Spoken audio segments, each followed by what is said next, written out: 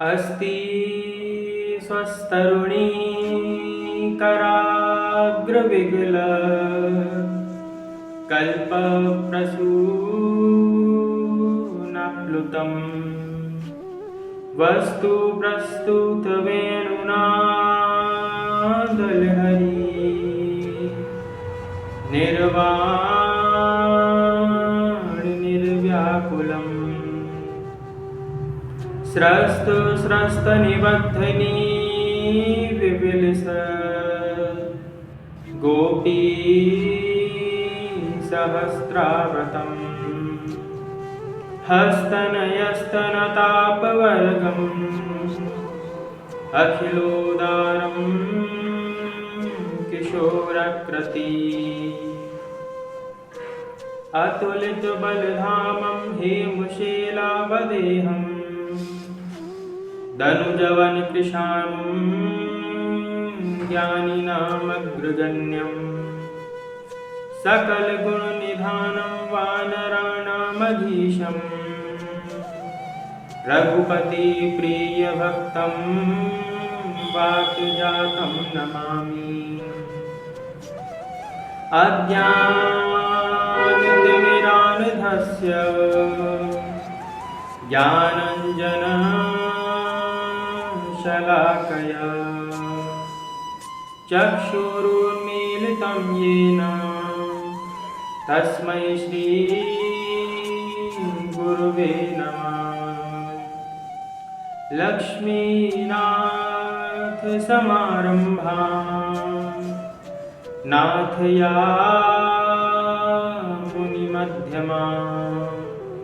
अस्मदाचार्यपर्यन्तां वन्दे गुरुपरम्पराम्।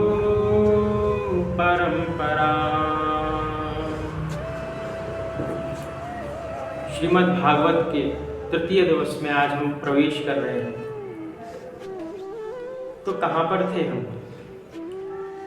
श्री नारद जी महाराज भक्ति महारानी का दुख सुनते हैं। भक्ति महारानी के पास वो रुकते हैं। भक्ति महारानी अपना दुख नारद जी को सुनाती है। नारद जी को अपनी जीवनी बताती है कि भक्ति महारानी कहाँ उत्पन्न हुई। भक्ति महारानी नारद जी से कहती है, नारद जी मैं द्रविड़ देश में उत्पन्न हुई, कर्नाटक में बड़ी हुई, महाराष्ट्र में पली और गुजरात में बुढ़ापे ने आकर के मुझको घेर लिया। भक्ति महारानी कहती हैं कि गुजरात में बुढ़ापे ने मुझको घेरा और वृंदावन में जब मैं आई तो वृंदावन में आकर मैं पुनः नवयुवती हो गई। और मेरे जो ये पुत्र हैं ज्ञान वैराग्य, ये इनको बुढ़ापे ने घेर लिया। तो सोचिए, वृंदावन ऐसी पवित्र भूमि है जहां पर ज्ञान वैराग्य की कोई आवश्यकता नहीं। किंतु हमने कल बताया था कि यदि आपको भगवान की प्राप्ति करनी है तो भक्ति, ज्ञान और वैराग्य इन तीनों से समन्वित आपका जीवन होना चाहिए। किसी एक को भी आपको ठुकराना नहीं है कि यदि आपके पास भक्ति आ गई तो ज्ञान और वैराग्य की आपने तिलांजलि दे दी। ऐसा नहीं करना। ज्ञान वैराग्य को भी अपने जीवन में संजो करके रखना है, क्योंकि यहाँ पर भक्ति महारानी अपना दुख प्रकट कर रही है। क्योंकि यदि आप केवल माता को अपने पास रखते हैं और माता से उनके बच्चों को यदि आप अलग कर दें तो बताइए माता प्रसन्न रहेगी? माता प्रसन्न नहीं रहेगी, क्योंकि माता कहीं और है और बालक कहीं और है। माता अपने बिना बालकों के प्रसन्न नहीं रह सकती। ठीक इसी प्रकार से ज्ञान वैराग्य भक्ति महारानी के दोनों बालक हैं। भगवान ने पूरी व्यवस्था करके सब कुछ भेजा हुआ है, तो उस व्यवस्था को यथावत बनाने के लिए हमें भी प्रयास करना चाहिए। यदि ज्ञान वैराग्य हमारे जीवन में नहीं आ रहा है, इसका अर्थ ये नहीं, क्योंकि भक्ति तो बहुत सहज और बहुत सरल है ना। कोई भी व्यक्ति पाखंडी भी कह देगा कि मेरे पास तो भक्ति है।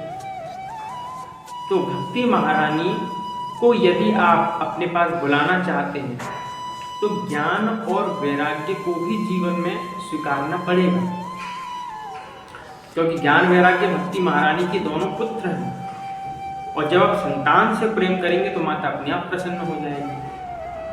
तो ज्ञान वैराग्य को यदि आप अपने जीवन में बुलाते हैं तो भक्ति महारानी स्वयं आपके पास आएंगे और आपके हृदय में आकर के विराजित हो जाएंगे।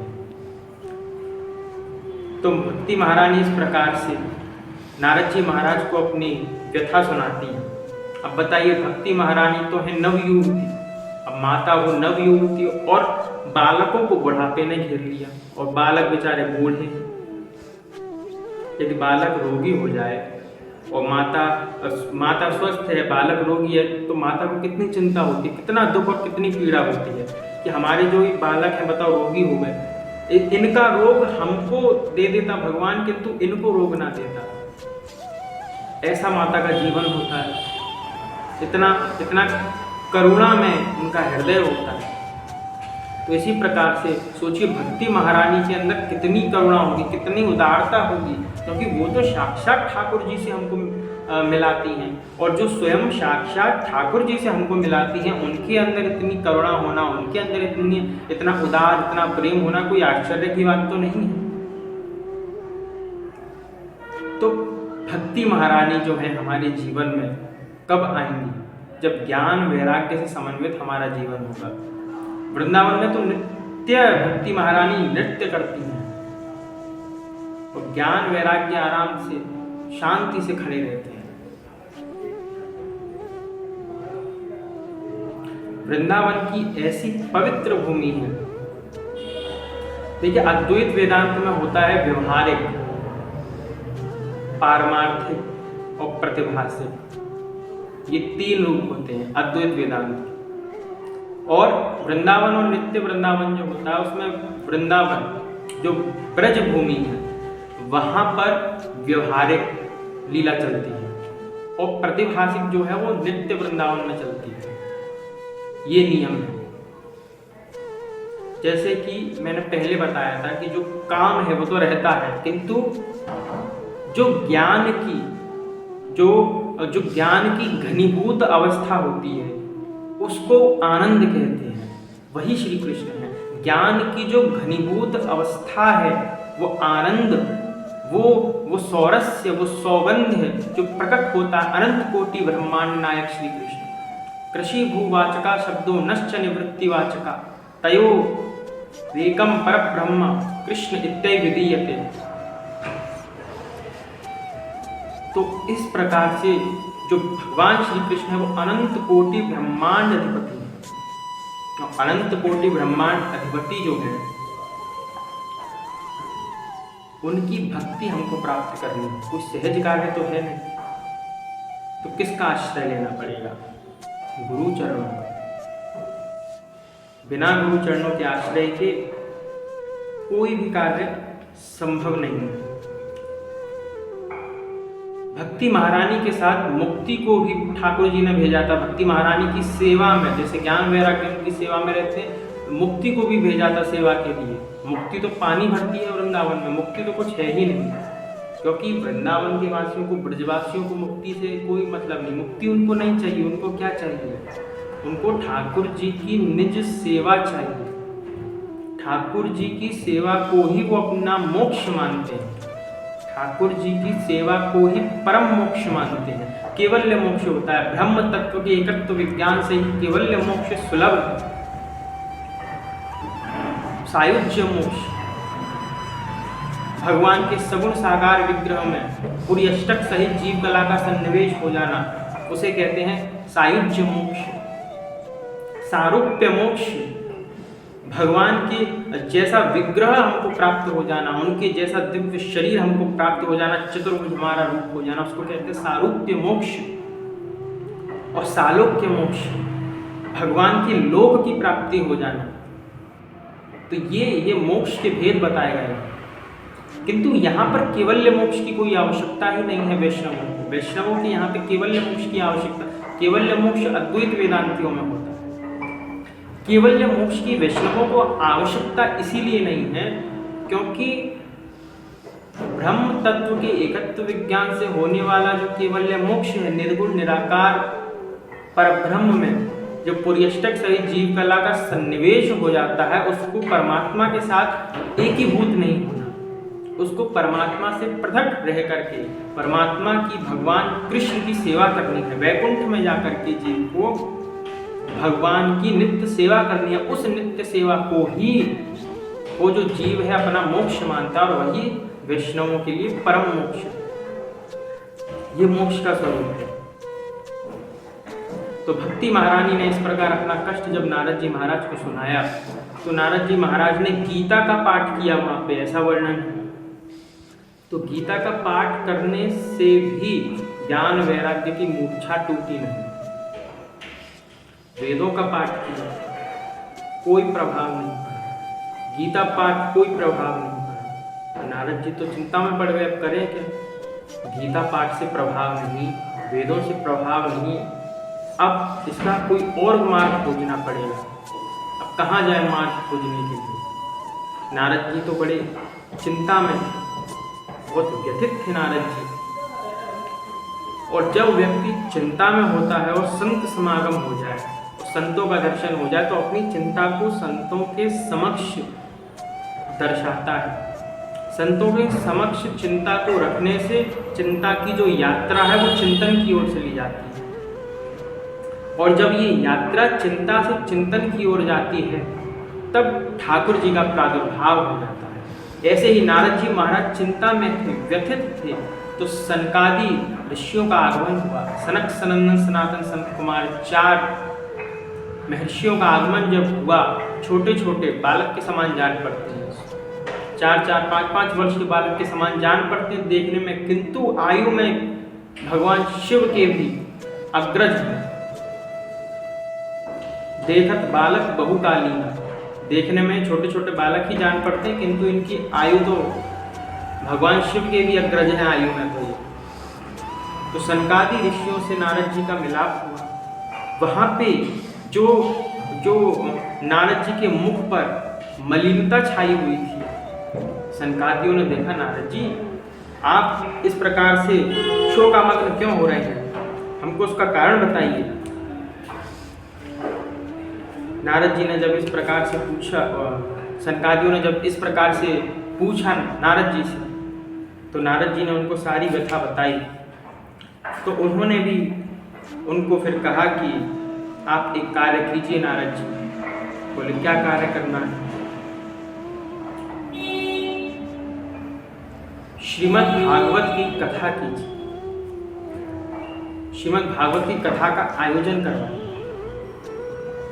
नारद जी ने कहा कि मैंने वेदों का पाठ किया, मैंने गीता का पाठ किया, वेद वेदांत घोषेश्च गीता पाठे प्रबोधितम भक्ति ज्ञान विरागाणाम। तो उससे भी कोई प्रभाव नहीं पड़ा महाराज, तो भागवत से प्रभाव कैसे पड़ेगा। नारद जी को संशय हुआ।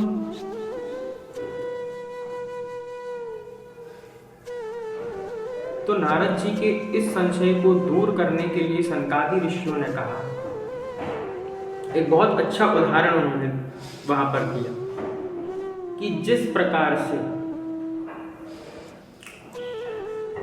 जो दूध होता है, दूध से घी बनता है, घी का निर्माण होता है।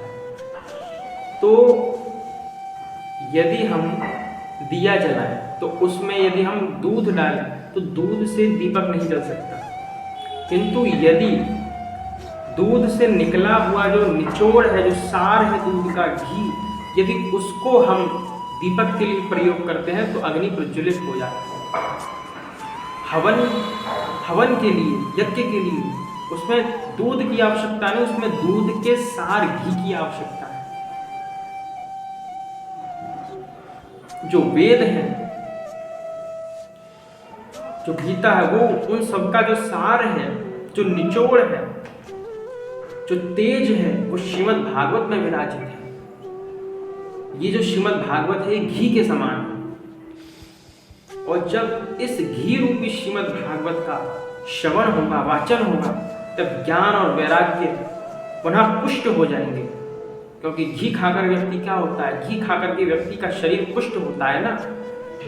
और घी बनता किससे है, दूध का सार घी है। तो ठीक इसी प्रकार जैसे दूध का सार घी है, उसी प्रकार से वेदों का सार श्रीमद् भागवत की कथा है महाराज। और ये जो वेदों का सार निकली है श्रीमद् भागवत की कथा। ऐसी कथा को सुनकर, इसका घी पान करके ज्ञान और वैराग्य के शरीर को पुष्टि प्राप्त हो जाएगी, पुनः वो भी नवजीवन धारण कर सकेंगे। नारद जी ने फिर तो कथा का आयोजन करवाया, सभी लोगों को बुलाया, भागवत जी की कथा है, सभी लोग आइए, सभी लोगों को निमंत्रण दिया। देवता आए, बड़े बड़े ऋषि आए, अगस्त्य ऋषि आए, वशिष्ठ जी आए, अत्रि मुनि आए, कपिल भगवान आए, च्यवन ऋषि आए, सभी बड़े बड़े महर्षि और जितने बड़े बड़े संत जन थे, जितने बड़े बड़े देवता थे, स्वर्ग से सभी लोग कथा सुनने के लिए वहां पर आए। सनकादि ऋषि वहां पे कथा कहने के लिए बैठे और कथा संपूर्ण होते ही ज्ञान और वैराग्य का नव जीवन प्राप्त हो। ऐसी श्रीमद् भागवत की कथा है। ये तो इसका महात्म्य है। सोचिए, महात्म्य से हमको उसका महत्व ज्ञात होता है, और जब महत्व किसी बात का हमको ज्ञात होता है तो उसके प्रति हमारी रुचि बढ़ती है। ऐसे ही जब हम श्रीमद् भागवत की वार्ता को सुनते हैं, इसके महत्व को जानते और समझते हैं, तो हमारी इसमें रुचि बढ़ती है। इस रुचि को बढ़ाने के लिए ही श्रीमद् भागवत का महत्व बताया गया।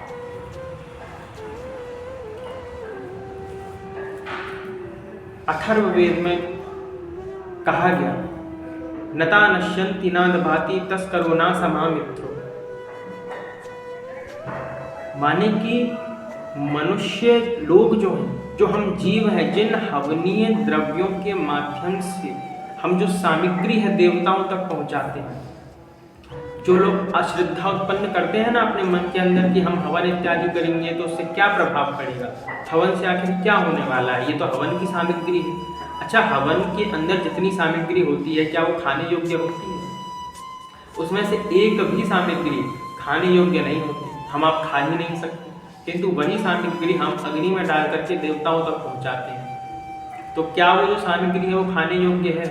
वो सामग्री खाने योग्य तो नहीं है, किंतु मंत्र के माध्यम से, विधि के माध्यम से उसको अग्नि में जब डाला जाता है तो स्वर्ग में जो देवराज इंद्र का प्रिय भोजन है उसी के रूप में वो सामग्री उनको प्राप्त हो जाती है। तो जब हम यज्ञ इत्यादि करते हैं द्रव्यों के माध्यम से, तो उसको न तो कोई चोर चुरा सकता है, अथर्ववेद में कहा गया, उसको कोई चोर नहीं चुरा सकता, क्योंकि वो तो सूक्ष्म रूप धारण कर लेती है, वो हमारे जीवन के साथ जुड़ जाती है।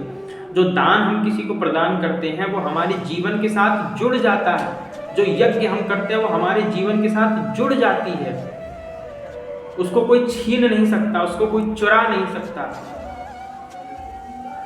और जब कोई छीन ही नहीं सकता, कोई चुरा ही नहीं सकता, तो मीराबाई जी का भी एक भाव आता है ना, पायो जी मैंने राम रतन धन पायो, पायो जी मैंने राम रतन धन पायो, खर्च न खूटे चोर न लूटे, खर्च न खूटे चोर न लूटे, दिन दिन बढ़त सवायो, पायो जी मैंने राम रतन धन पायो।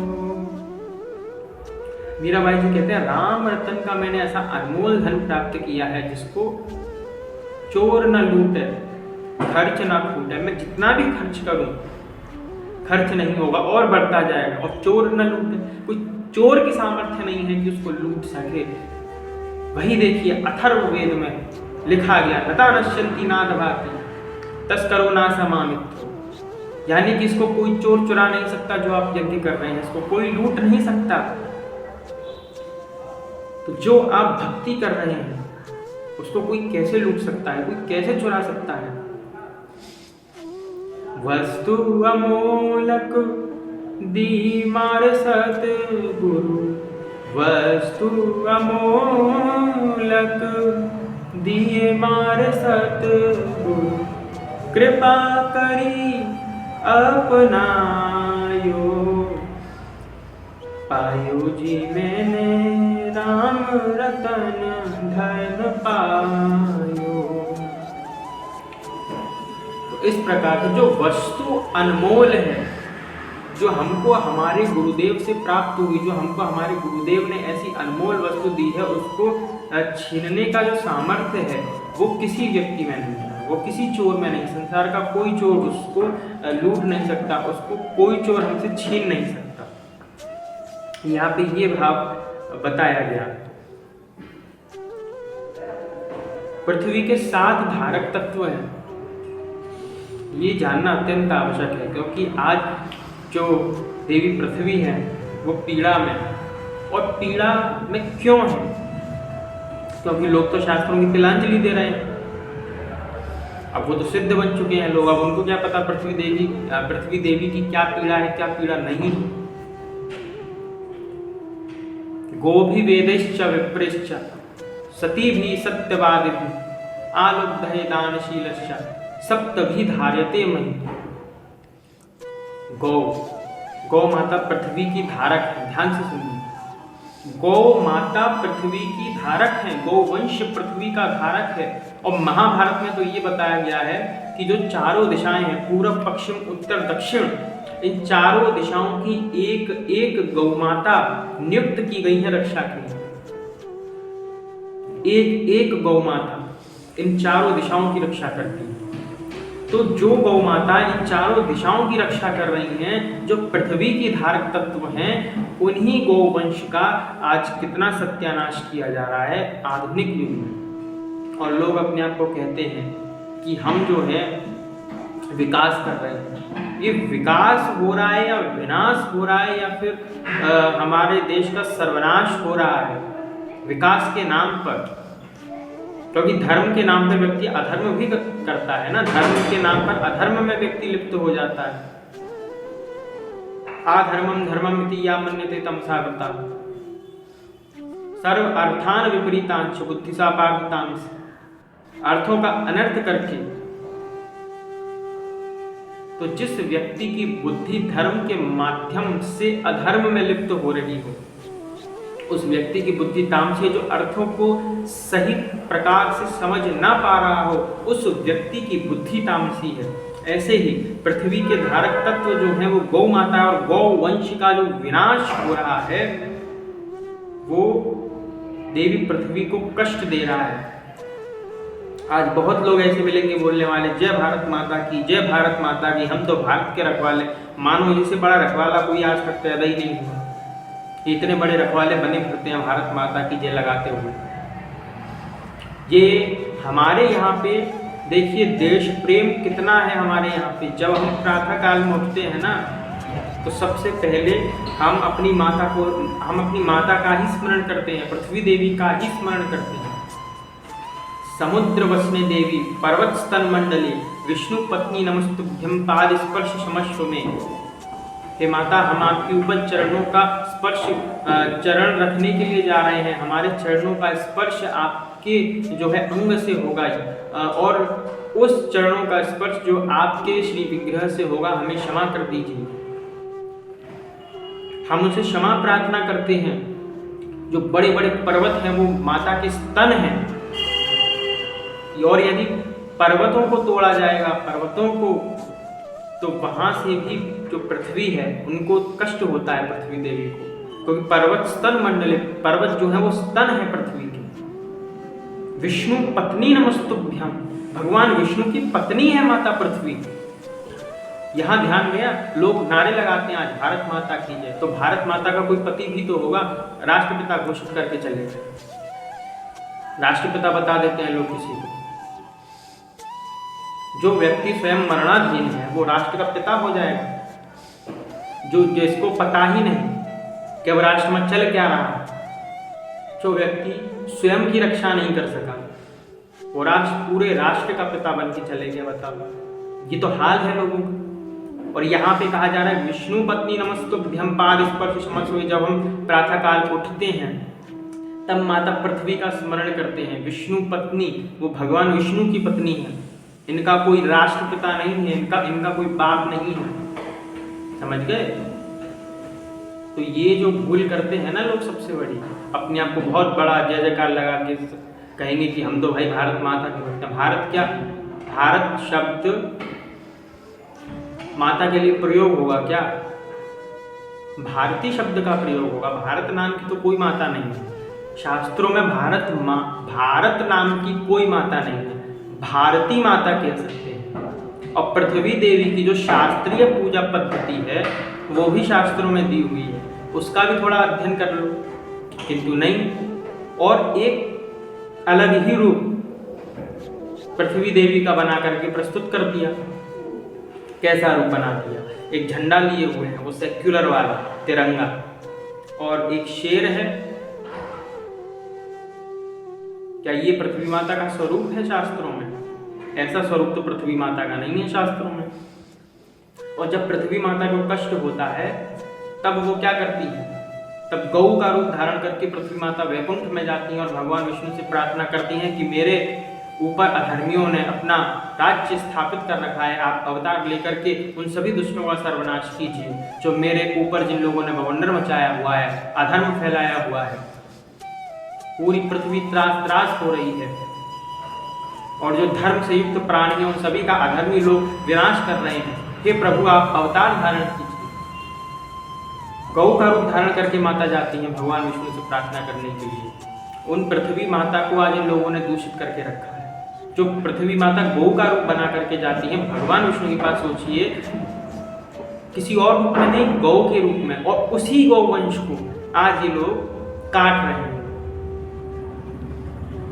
और कहते हैं कि हम सबसे बड़े देश प्रेमी हैं। अरे यदि कोई व्यक्ति देश प्रेमी होगा ना तो गौ माता के कटने पर उसको पीड़ा होगी। यदि कोई व्यक्ति देश प्रेमी होगा तो गौ माता को कटने नहीं देगा। एक हिंदू आवाज उठाएगा गौ माता के प्रति कि गौ माता कट कैसे रही है देश के अंदर, किंतु कोई बोलने वाला नहीं। क्या मतलब है? अरे कम से कम आवाज तो उठाओ, भगवान ने जुबान तो दी है, गूंगे तो नहीं हो तुम लोग। हाथ पैरों से कुछ नहीं कर सकते, जबान से तो कुछ कर सकते हो, बोल तो सकते हो कम से कम। और यदि बोल सकते हो तो बोल के ही कुछ करो, किंतु उतना भी तुमसे होता नहीं है। अपनी वाणी को भी तुम्हें कष्ट नहीं देना, तो ऐसी जीवा को काट करके फेंक दो यदि तुम धर्म के लिए नहीं बोल सकते तो। मैं तो यही कहूंगा। और यदि आप प्रयास कर सकते हैं तो बहुत अच्छी बात है। यदि कोई प्रयास आप नहीं भी कर पा रहे हैं तो कम से कम कहीं आवाज उठाइए। अरे गौ माता पृथ्वी की धारक है भाई, धारक तत्व है। तुम क्या सोचते हो तुम्हारे बंदूक चलाने से रक्षा हो रही है देश की? ये तो तुम्हारा एक बहुत बड़ा भ्रम है कि बंदूक चलाने से तुम देश की रक्षा कर पा रहे हो। तुम्हें क्या लगता है? ये तो एक बाह्य बात है कि चलो हम रक्षा कर रहे हैं देश की कैसे भी करके, वो ठीक है। किंतु गौ वंश को लुप्त करके और तुम सोचोगे कि तुम देश की रक्षा कर रहे हो, देश की रक्षा हो जाएगी गौ वंश को लुप्त करके देख लेना, पूरे देश का विनाश नहीं हो गया तो बता देंगे, बचेगा नहीं ये देश यदि गौ वंश का विनाश हो गया। यदि एक भी गौवंश यदि पृथ्वी पर नहीं रहा ना, उस दिन पृथ्वी का सर्वनाश हो जाएगा। उस दिन तुम लोगों का सर्वनाश हो जाएगा। पृथ्वी का क्या सर्वनाश होगा?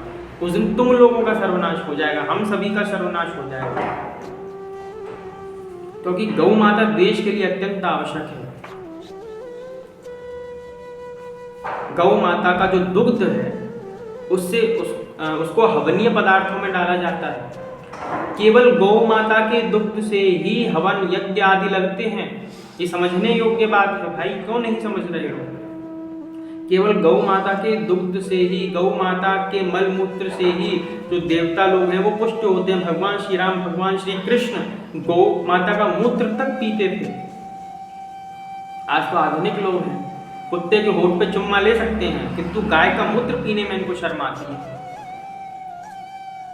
कुत्ते के होठ का चुम्बन ये बहुत प्यार से कर सकते हैं, कुत्ते के शरीर पे हाथ फेर सकते हैं, किंतु गौ के शरीर पे हाथ इनसे नहीं फेरा जाता। गौ को तो ये लोग पत्थर मारते हैं। ये इतने आधुनिक लोग हैं, कुत्तों को पालने के लिए ये लोग कहते हैं कि हम तो सिद्ध हो गए। सभी प्राणी मात्र पे दया करनी चाहिए, शास्त्रों में बताया।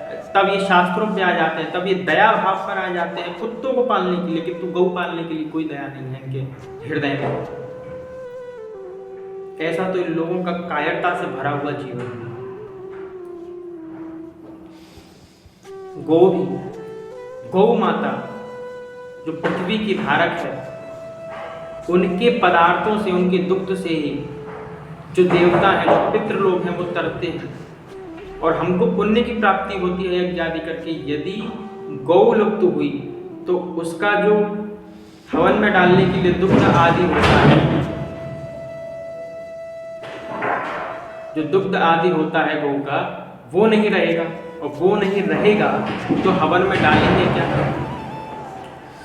क्योंकि गौ का दुग्ध लेकर के, गौ का जो सभी जितने हवनीय पदार्थ हैं वो लेकर के, गौ का गव्य लेकर के ब्राह्मण ही तो मंत्र से उनको देवताओं तक पहुंचाता है। तो ब्राह्मण जो है वो गौ से टिका हुआ है। यदि गौ का दुग्ध इत्यादि होगा, हव्य गव्य गौ माता का होगा, तब ब्राह्मण उसमें डालेगा, तब जाकर के मंत्र का उच्चारण करके तब देवता पितर तक पहुंचेगा, तब जाकर के कहीं हमको पुण्य की प्राप्ति होगी और हमारा उद्धार होगा।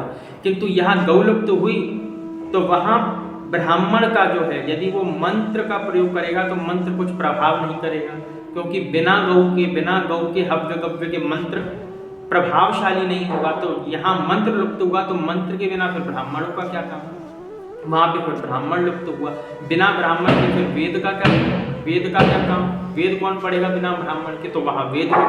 तो गाय से ही ब्राह्मण है, गाय से ही मंत्र है, गाय से ही वेद है। यदि एक गाय लुप्त हुई, गौवंश लुप्त हुआ, वहां पर ज्ञान ही लुप्त हो जाएगा। मैं तो ये कहता हूं कि गौ जो है वो ज्ञान का प्रतीक है, गौ माता ज्ञान का प्रतीक है। यदि गौ लुप्त हुई तो वेद लुप्त हो जाएंगे, क्योंकि गौ से ही ब्राह्मण है और गौ से ही वेद है। गो भी वेदेश्च विप्रेश्च, हाँ ये आ गया ना लाइन में, गो भी वेदेश्च विप्रेश्च, वेद और विप्र।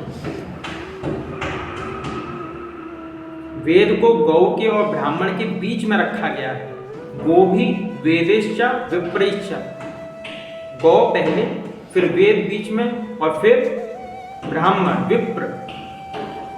तो यहाँ पर गौ लुप्त हुई, वहां पर वेद लुप्त हुआ, बिना वेद के ब्राह्मण का क्या काम? वहां पे ब्राह्मण लुप्त हुआ। गो भी वेदेश्च विप्रेश्च, सती भी, जो सती हैं, जो चरित्रवान स्त्रियां हैं, जो चरित्रवान माताएं हैं, वो पृथ्वी की धारक तत्व हैं। और सिनेमा के माध्यम से क्या किया जा रहा है? उन्हीं के शील का अपहरण किया जा रहा है। आज जो ये सब जितने कार्य चल रहे हैं, स्त्रियों को दुष्चरित्रा बनाने के चल रहे हैं, सभी माताओं को दुष्चरित्र बनाया जा रहा है, सनातन पर आघात किया जा रहा है। क्योंकि सनातन धर्म में तो माताओं को अधिकार प्राप्त है कि वो जगत जननी को अपनी पुत्री के रूप में, जगत पिता को अपने पुत्र के रूप में अभिव्यक्त कर सकती हैं, किंतु ये अधिकार उनसे छीना जा रहा है। उनके शील की रक्षा नहीं की जा रही, उनका शील भंग किया जा रहा है सिनेमा आदि के माध्यम से। तो सती भी क्या कहा गया यहाँ पे? यहाँ पर जो सती हैं, जो पतिव्रता नारियां हैं, वो पृथ्वी की धारक तत्व हैं। दुष्टा, दुष्चरित्रा, राक्षसी, ये सब पृथ्वी की धारक नहीं है, जो कहते फिरते हैं फेमिनिज्म के नाम पर कि भैया हमको तो इक्वल राइट चाहिए, मैन के बराबर इक्वल राइट चाहिए, इक्वल राइट चाहिए। इक्वल राइट की गोली लगाने वाले पहले ये तो सोच लें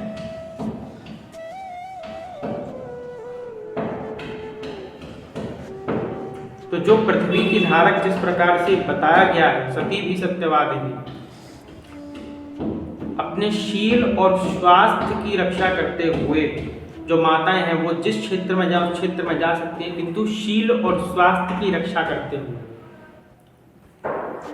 जहां पर शील ही सुरक्षित ना हो और जहां पर स्वास्थ्य ही सुरक्षित ना हो, उस जगह पर माताओं को नहीं जाना चाहिए, उस जगह पर स्त्रियों को नहीं जाना चाहिए। कितनी खबरें ऐसी आ रही हैं जहां पर, अभी तो एक खबर आई थी कि कितने लोगों ने मिलकर के लड़की का रेप किया, ये हाल चल रहे हैं।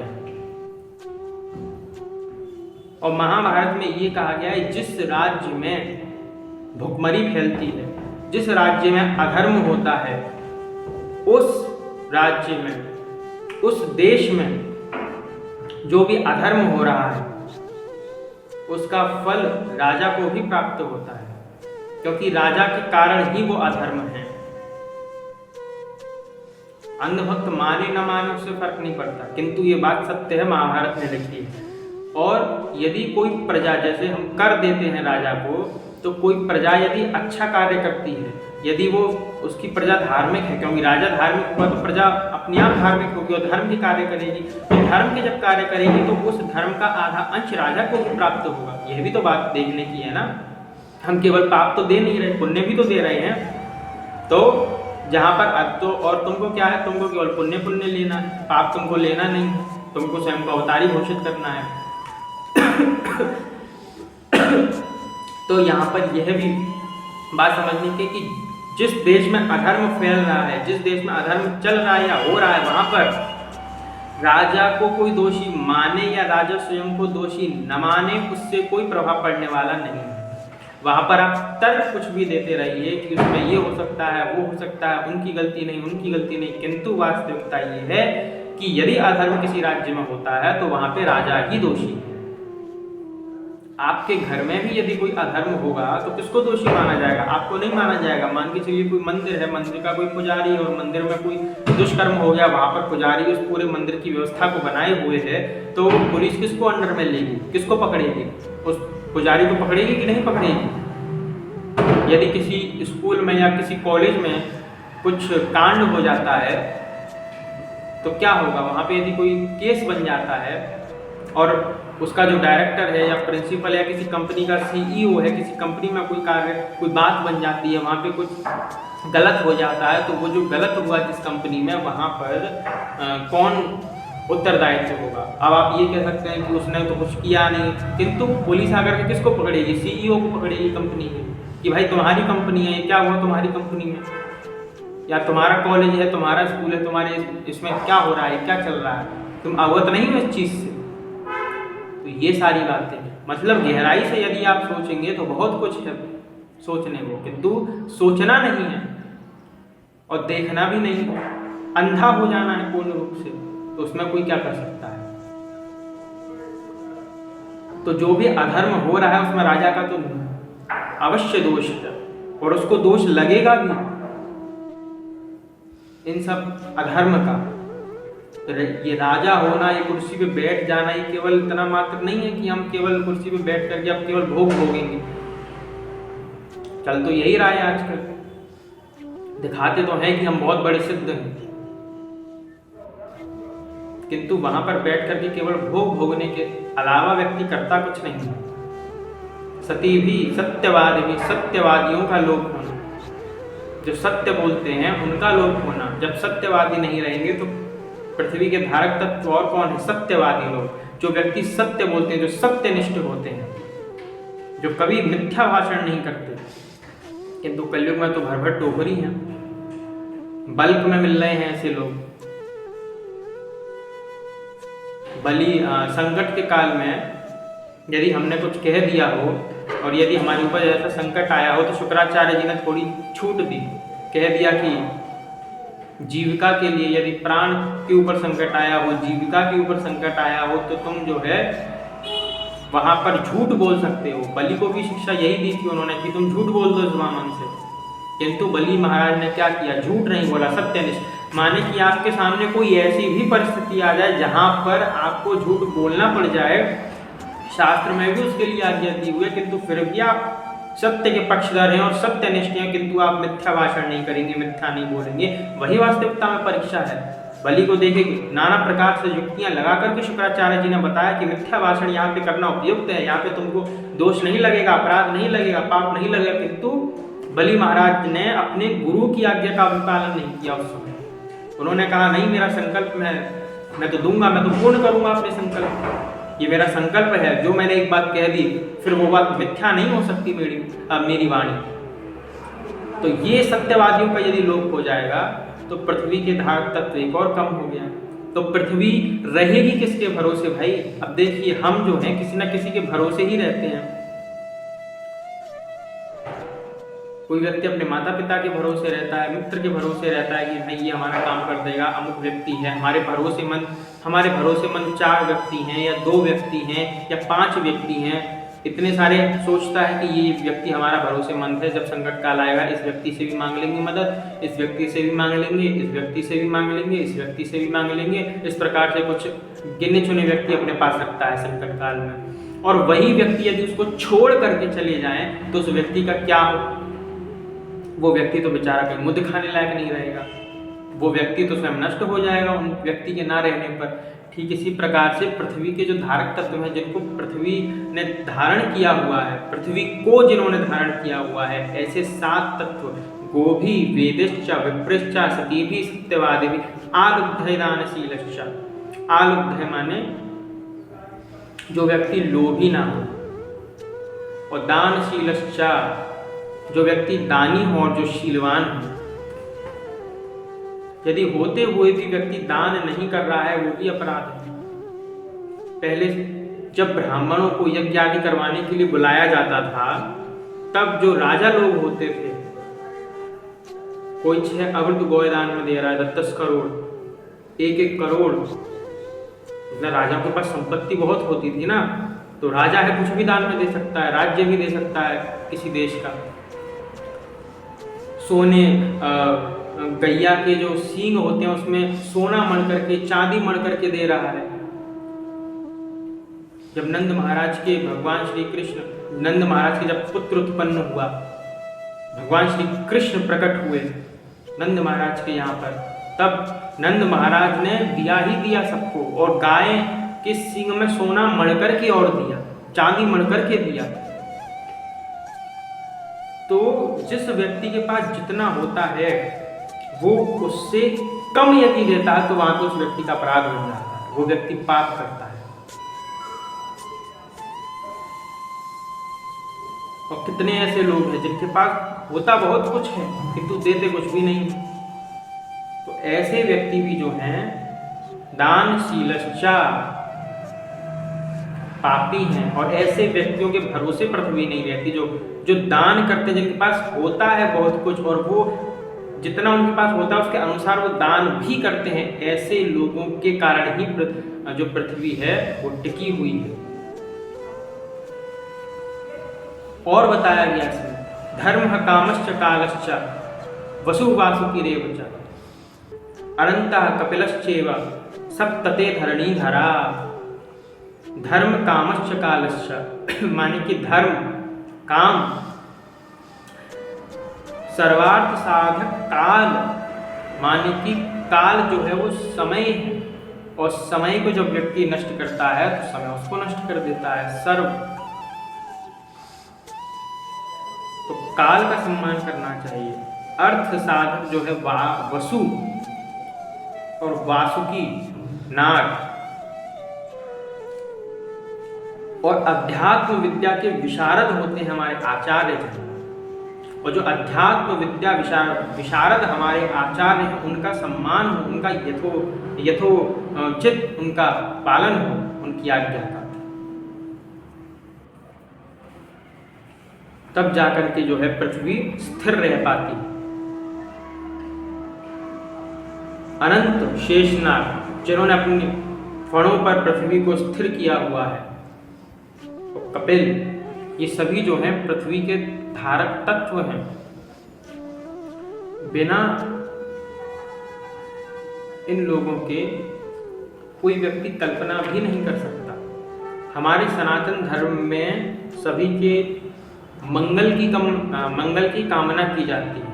ऐसा नहीं है कि किसी भी व्यक्ति के अमंगल की कामना की जाती है। श्रीमद् भागवत शास्त्र में ही क्या बताया गया है, स्वस्तयस्तु विश्वस्य खलाः प्रसीदताम् ध्यायन्तु भूतानि शिवं मिथो धिया मनश्च भद्रं भजता ददोषजे आवेश्यतां नो मतिरप्य हेतुकी।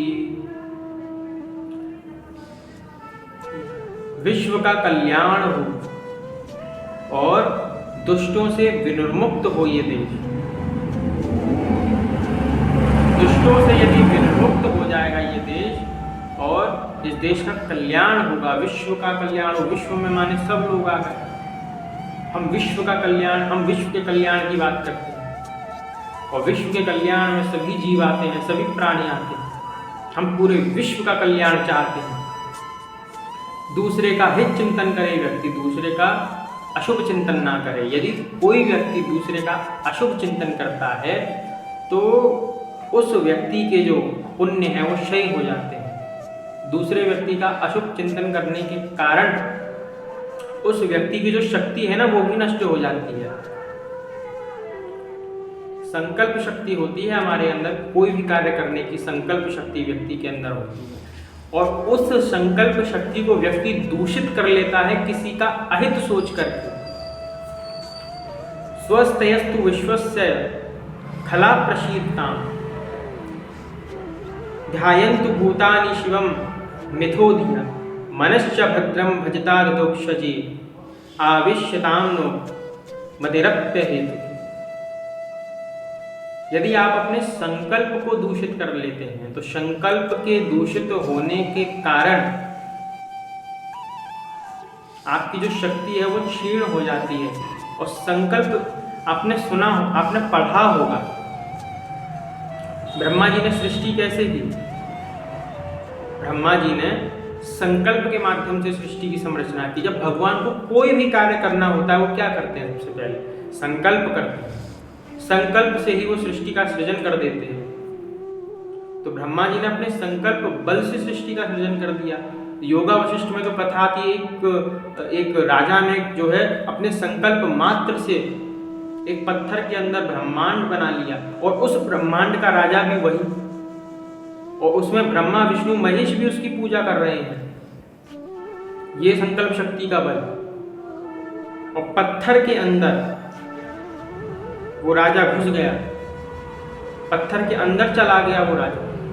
सोचिए, कोई व्यक्ति एक शिला के अंदर जा सकता है, किंतु वो शिला के अंदर प्रवेश कर गया, और उस ब्रह्मांड का वो अधिपति ब्रह्मा विष्णु महेश भी उसकी पूजा कर रहे हैं संकल्प मात्र से। ये कैसे हुआ? इस संकल्प शक्ति के माध्यम से हुआ। संकल्प शक्ति हमारी दूषित हो जाती है जब हम किसी का अशुभ चिंतन करते हैं, जब हम मलिन विचार अपने मन में धारण करते हैं, उसके कारण व्यक्ति की जो शक्ति है वो दूषित हो जाती है। पहले जो सच्चरित्र नारियां होती हैं, जो पातिव्रत्य धर्म का पालन करते हैं, उनके पास शक्तियां होती थी। आप देखिए, किसी को श्राप दे दिया तो उन्होंने कोई खास तप किया था क्या?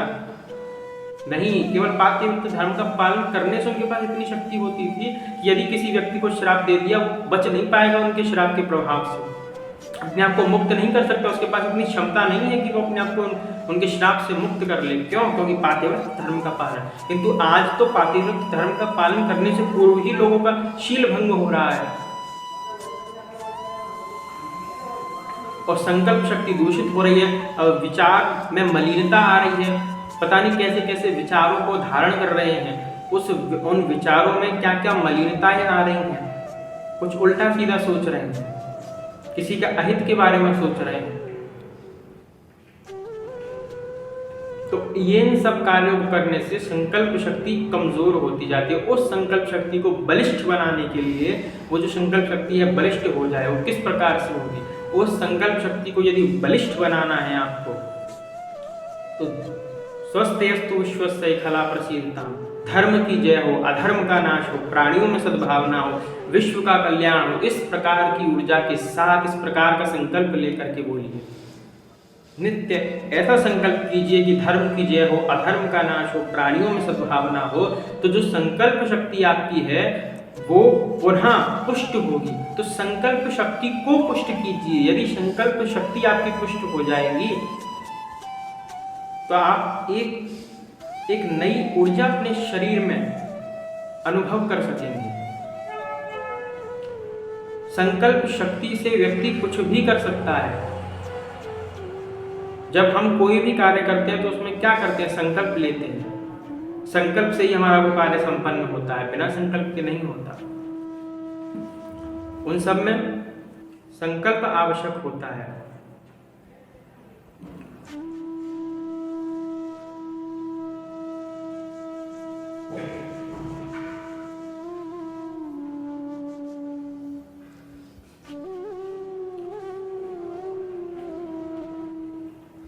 और संकल्प केवल अशुभ चिंतन से मलिन हो जाता है, मात्र अशुभ चिंतन से। आपने जितना शुभ चिंतन किया, आपने उसको बलिष्ठ बनाया, किंतु एक अशुभ चिंतन उस पर पानी फेर देता है। इसीलिए इन बातों का ध्यान रखना आपके लिए अत्यंत आवश्यक है। उसके बाद श्रीमद् भागवत जी में गोकर्ण का उपाख्यान बड़ा आता है, बड़ा अद्भुत उपाख्यान है गोकर्ण का। आत्मदेव नाम के ब्राह्मण थे, तुंगभद्रा नदी के पास जिनका घर था, बढ़िया आराम से सब कुछ धन वन से संपन्न थे, किसी बात की कोई कमी नहीं थी उनके पास, धन से पूर्ण रूप से संपन्न थे वो। उनकी पत्नी थी एक, जिसका नाम क्या था, धुंधली, जिसको आप सभी जानते हैं। उस आत्मदेव नाम के व्यक्ति को एक बात का दुख था, जो कि सभी को रहता है, बेचारे पुत्र नहीं था, और पुत्र नहीं था तो उसको इस बात का बहुत दुख था। उसके कोई भी वृक्ष आदि लगाता तो वो भी सूख जाता, गाय होती वो भी बांझ हो जाती उसके घर में। इस बात का उसको बड़ा दुख था कि मेरे पास कोई पुत्र नहीं, और पुत्र नहीं है तो मेरा उद्धार कैसे होगा। तो इस बात से वो सदैव दुखी रहता था। और हम क्या करते हैं, यदि हम किसी बात से दुखी हैं तो समस्या का समाधान करने के लिए ही तो जाएंगे। हम चाहेंगे कि इस समस्या का समाधान हो जाए, फिर कोई समस्या आएगी नहीं। बस ये सबसे बड़ी समस्या है कि भैया हमारे पुत्र नहीं है, या फिर ये सबसे बड़ी समस्या है कि हमारे पास धन नहीं है, या तो धन की व्यवस्था हो जाए या पुत्र की व्यवस्था हो जाए, फिर तो बस बढ़िया सब कुछ हो जाएगा, फिर हमें किसी अन्य वस्तु की आवश्यकता नहीं रहेगी। किंतु जब तक आप धरती पर हैं और जब तक आपने शरीर धारण किया हुआ है, जब तक आप इस शरीर के अंदर हैं, चाहे आप किसी गुफा में जाकर के रहिए, उस गुफा के अंदर भी संकट आपका पीछा नहीं छोड़ेगा, वहां भी संकट पहुंच जाएगा। किसी ना किसी रूप में आप एक समस्या का समाधान करेंगे, उस समाधान के गर्भ से भी समस्या का जन्म हो जाएगा। ये जीवन है, इसको जीवन कहते हैं कि आपने एक समस्या का समाधान किया और फिर समाधान के गर्भ से पुनः समस्या ने जन्म ले लिया, इसी को जीवन कहते हैं। और फिर उससे ही आप दुखी हो जाते हैं कि हमने तो समाधान किया था, हम पुनः दुखी हो गए। ऐसे ही आत्मानंद का था, उसको पुत्र नहीं था, वो दुखी था, उसको समाधान चाहिए था, पुत्र हो जाए, पुत्र हो गया, समाधान हो गया, फिर उस समाधान के गर्भ से पुनः समस्या का प्रादुर्भाव हो गया। जंगल में जा रहा था बेचारा आत्महत्या करने के लिए, एक ब्राह्मण देवता उसको मिले, संत मिले, तो अपना पूरा हालचाल बताया। आत्मदेव नाम के ब्राह्मण ने सब कुछ सुनाया कि मैं महाराज बहुत दुखी हूँ, इस प्रकार से मेरी व्यथा आप सुनिए, नहीं तो आप मुझे कोई उपाय बताइए, यदि आप मुझको उपाय नहीं बताते तो मैं अभी इस नदी में कूद करके अपनी जान देता हूँ। अब ब्राह्मण तो ब्राह्मण, संत तो संत, अपनी आंखों के समक्ष किसी व्यक्ति को मृत्यु का ग्रास बनते हुए कैसे देख सकते हैं। जीव मात्र के प्रति संत की दया भाव रहता है, करुणा भाव रहता है। उन्होंने एक फल निकाल करके दे दिया, लो अपनी पत्नी को खिला देना, संतान उत्पन्न हो जाए। संतों का आशीर्वाद। अब आत्मानंद तो आत्मदेव तो खुश हो गया। अब जब आत्मदेव ब्राह्मण खुश हुआ और जाने लगा, धुंधली से कह दिया, भाई लो ब्राह्मण ने दिया है, खा लेना, तुम्हारे संतान हो जाएगा, गर्भ रहा है। किंतु धुंधली की जो बुद्धि थी वो विकृत थी, उसने क्या किया, वो फल खाया ही नहीं। उसने जो फल था वो अपने जो उसकी मित्र थी उसको खिला दिया, नहीं वो जो फल था गाय को खिला दिया, क्षमा करिए। तो वो जो फल था वो गाय को खिला दिया, उसकी जो मित्र थी उसके जो संतान होने वाली थी वो संतान का सौदा उसने धुंधली के साथ कर लिया। और धुंधली ने क्या किया, उसको धन दे दिया। तो धुंधली ने उसको धन दे दिया, उसने उसको संतान दे दी, फल जो था वो गाय को खिला दिया। इस प्रकार से क्या हुआ, गाय की बालक रहा, गर्भ रहा और बालक हुआ गाय के, जिसका नाम गोकर्ण हुआ। और धुंधकारी ये धुंधली का पुत्र हो गया। तो अब हुआ क्या, ये धुंधकारी जो था बड़ा दुष्ट था, बड़ा दुष्ट प्रकृति का व्यक्ति था। स्नान शौचक क्रियाहीनो, दुर्भक्षी क्रोध वर्धिता, दुष्परिग्रह करता चा, शव हस्तेन भोजनम। जो शव होता है उसका स्पर्श किया हुआ भोजन भी ग्रहण कर लेता, इतना दूषित था ये शव हस्तेन भोजनम। कोई व्यक्ति शव का स्पर्श किया हुआ भोजन खा सकता है क्या? वहां पे पवित्रता रखनी पड़ेगी, किंतु इसने कोई पवित्रता नहीं रखी। इसके जीवन में व्यभिचार बढ़ता गया। अब तो आत्मदेव नाम का ब्राह्मण पुनः दुखी होने लगा। पुनः उसको फिर ये याद आया कि अब तो फिर मेरे को मर जाना ही चाहिए। किंतु जो गौ माता के जो पुत्र हुआ था गोकर्ण, बड़े बड़े कान थे, इसलिए उनका नाम रखा गया गोकर्ण। एक तो संत ने दिया हुआ फल था, उसका जो आशीर्वाद था, ऊपर से गौ माता के गर्भ में रहा, तो इस कारण वो जो गोकर्ण वाला हुआ वो भगवत भक्त उत्पन्न हुआ। और भगवत भक्त उत्पन्न जब वो हुआ तो पिता को भी मार दिखाया उसने। अब देखिए, जो आत्मदेव नाम के ब्राह्मण पहले संतान न होने के कारण दुखी थे, अब संतान होने के कारण दुखी। तो यदि हम ये सोचते हैं कि हमारे जीवन में आज जो समस्या है यदि उसका समाधान हो जाएगा फिर पुनः कोई समस्या नहीं रहेगी, तो ऐसा नहीं है। हो सकता है आज जो हमारे पास समस्या है यदि हम उसका समाधान कर लें तो उससे एक और नवीन समस्या उत्पन्न हो जाएगी। तो भगवान के नियम को सबसे पहली बात तो बदलने की आवश्यकता नहीं है। भगवान के नियम को बदलना नहीं चाहिए, अपनी ज़बरदस्ती नहीं करनी चाहिए। यदि भगवान ने जो कुछ दिया है, जो हमारे अनुकूल दिया है, वो वैसा है जैसा है वैसा ठीक है। किंतु यदि हम भगवान के नियमावली में परिवर्तन करने का प्रयास करते हैं तो वहाँ पर हमको दुख भोगना ही पड़ता है, निश्चित।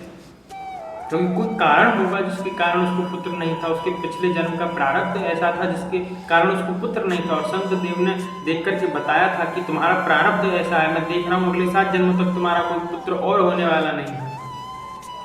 किंतु फिर भी तो इस पुत्र के मोह में आकर के धुंधकारी को उसको लाना पड़ा, क्योंकि उसकी पत्नी तो गर्भ चाहती नहीं थी। गर्भ हो जाएगा तो मैं अमुक कार्य कैसे करूंगी, मैं प्रिय भोजन कैसे खाऊंगी, और मैं गर्भवती हो गई तो हो सकता है मेरी ननद आकर के सब कुछ लूट लाट करके ले जाए। तो इस प्रकार से ये जो हमारी बुद्धि है यही धुंधली है, यही इस प्रकार के विचार करती है दूषित। और दूषित विचार जब चित्त में आते हैं तो वहां पर व्यक्ति का स्वभाव राक्षसी हो जाता है। और जैसे ही व्यक्ति का स्वभाव राक्षसी हुआ, कामनाओं के वशीभूत होकर के उसको कुछ दिखता नहीं है। यदि व्यक्ति कामनाओं के वशीभूत हो गया तो उस व्यक्ति को कुछ नहीं दिखेगा, मात्र अपना काम ही दिखेगा। क्रोधात् भवति सम्मोहा, सम्मोहात् भवति विभ्रमा।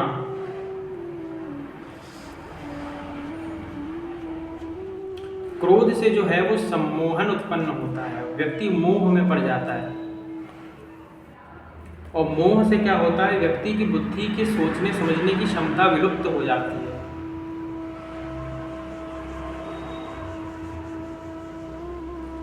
तो जब व्यक्ति के सोचने समझने की क्षमता विलुप्त हो गई तब ऐसे में व्यक्ति क्या करे? सबसे पहले तो उस व्यक्ति को शांत रहना चाहिए, शांत चित्त से समस्या के ऊपर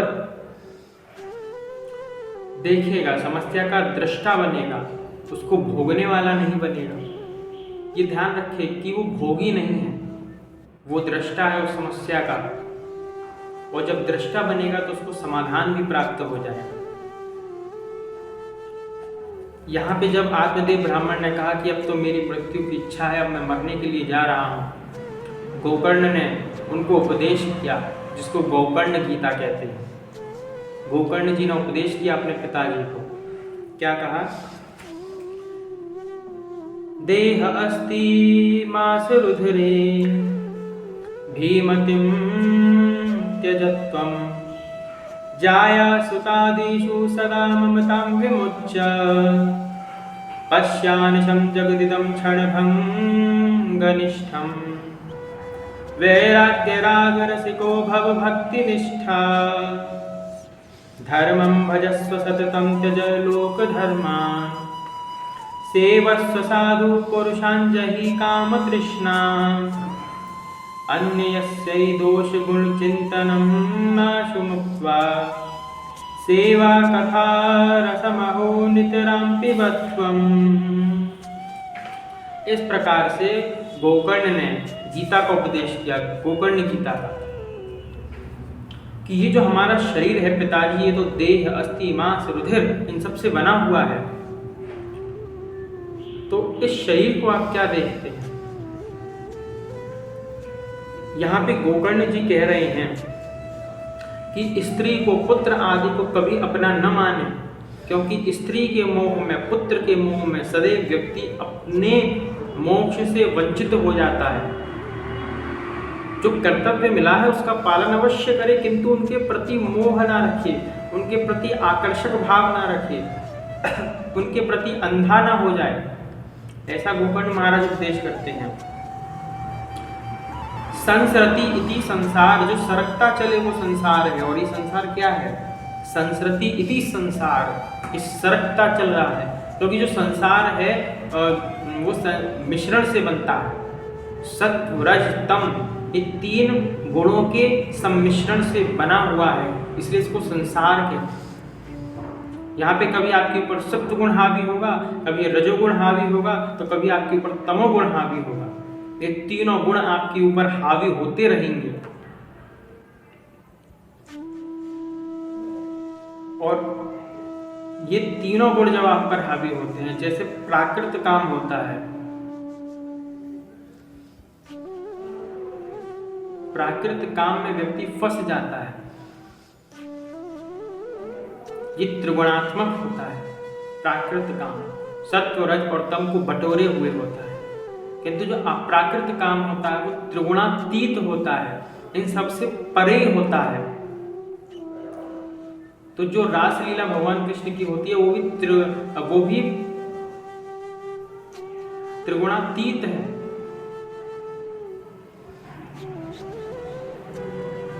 इसी प्रकार से गोकर्ण महाराज ने उपदेश किया, पिताजी को समझ में आया, दूसरों के दोष को त्याग दो, दूसरों के दोष को मत देखो। हाँ, इसका आश्रय लेकर कई लोग ये समझ सकते हैं कि आप तो दूसरों के दोष ही देखते रहते हैं, उसने गलत कर दिया, उसने ये कर दिया, शास्त्र में उसने ये कर दिया। कहने का तात्पर्य यहाँ पर ये है कि जहाँ पर अधर्म होगा वहां पर तो व्यक्ति को बोलना पड़ेगा ना। दोष देखने का अर्थ ये नहीं केवल दोष देखने के लिए व्यक्ति बैठे, व्यक्ति बैठा हुआ है, बैठे बैठे तो उसको काम धंधा नहीं, उस व्यक्ति का दोष निकाल दिया, तुम्हारा ये दोष। बैठे बैठे किसी व्यक्ति को गलतियां तो हम सभी से होती है, हमसे भी गलतियां होती है। ऐसी बात नहीं कि हमसे गलतियां हो नहीं सकती, हम सर्वज्ञ हैं, ऐसा कुछ नहीं है, हमसे भी गलतियां होती है। हो सकता है किसी श्लोक को उच्चारण करने में हमसे गलती हो जाए, हो सकता है कुछ बताने में हमसे गलती हो जाए।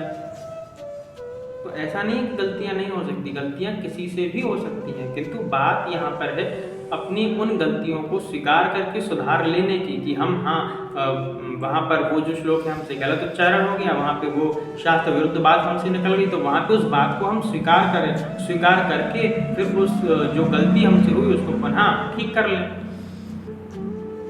ये बात कितनी सी बात होती है, किंतु यदि जो व्यक्ति अपनी गलती को स्वीकार नहीं कर रहा, वो फिर उससे फिर हम क्या अपेक्षा कर सकते हैं।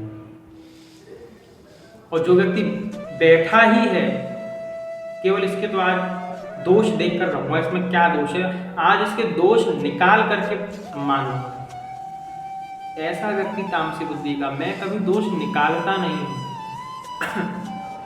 मेरे को तो पहली बात तो कई लोग भेजते हैं वीडियो, ये कल एक व्यक्ति ने वीडियो भेजी कई सारी, जिसमें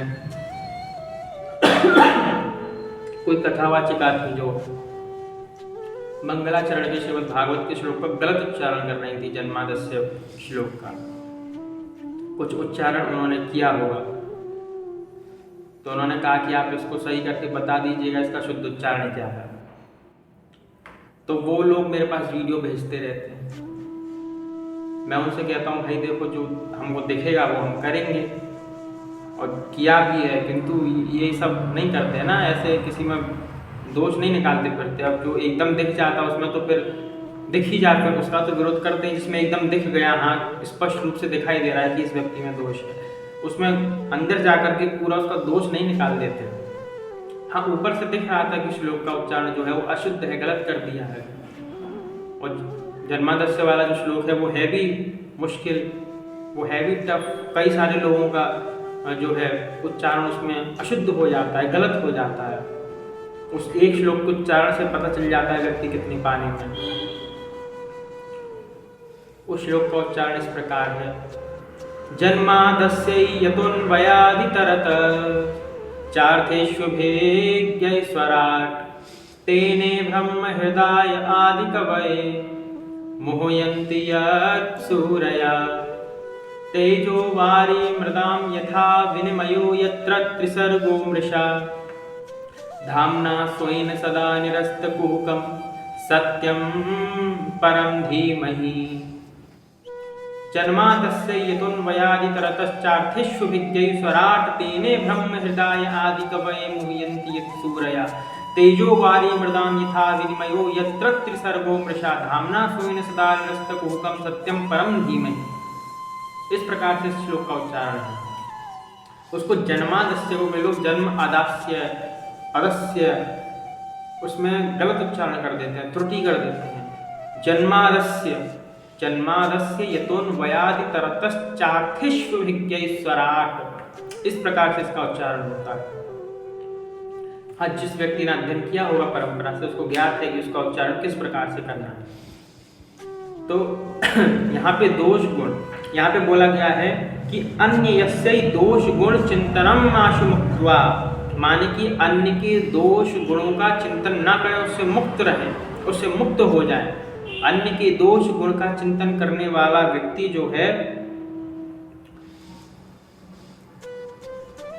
वो नरक में जाता है, वो अपनी भक्ति खराब कर लेता है। एकमात्र भगवान की सेवाओं पर रसपान करे, भगवान की कथाएं सुने। सेवा कथा रसमहो नितराम पिबत्वम्। सेवा करें किसकी? साधु जनों की, संत जनों की। जब इस प्रकार से व्यक्ति सेवा भाव रखेगा, सेवा करेगा साधु की, संतों की, तब व्यक्ति की जो मति है वो स्थिर हो सकती है। तो जो है आत्मदेव ब्राह्मण को उपदेश किया गोकर्ण जी ने। आत्मदेव ब्राह्मण जो है जंगल में जाकर के उन्होंने नित्य अपनी 60 वर्ष की आयु में, बूढ़े तो हो ही चुके थे, 60 वर्ष की आयु थी उनकी, 60 वर्ष की आयु में जाकर के उन्होंने भगवान का तप किया और श्रीमद् भागवत के 10वें स्कंद का पाठ किया। श्रीमद् भागवत जी के 10वें स्कंद का पाठ करते हुए भगवान श्री कृष्णचंद्र को उन्होंने प्राप्त कर लिया। तो किसी न किसी अध्याय का तो पाठ करना ही चाहिए भगवान की कथा का, क्योंकि जब भगवान की किसी कथा का हम पाठ करते हैं तो वो हमारे लिए बहुत शुभकारी होती है।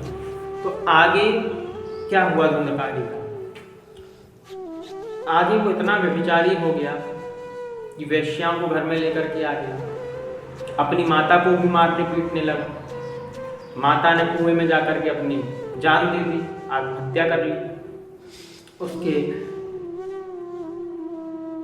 यातनाओं के कारण माता ने वहाँ पे आत्महत्या कर ली, यहाँ पे वेश्याओं को घर में लेकर के आ गया निर्लज्ज। और जब ये वेश्याओं को घर में लेकर के आया तो उन वेश्याओं ने क्या किया कि ये हमारे लिए चोरी करके लाता है धन की, तो कहीं राजा ऐसा ना सोचे कि इन वेश्याओं को बंदी बना लिया जाए और उनको भी दंड दिया जाए, इसके कारण हमको भी दंड मिलेगा, तो एक काम करो उसको मार दो। धुंधकारी रात में सो रहा था, उसको मार दिया उन वेश्याओं ने। अब उसकी आत्मा जो थी धुंधकारी की वो भटके, वो तो प्रेत बन गया धुंधकारी। स्त्रियों का भी व्यक्ति को कभी भरोसा नहीं करना चाहिए, ऐसा शास्त्रों में लिखा है।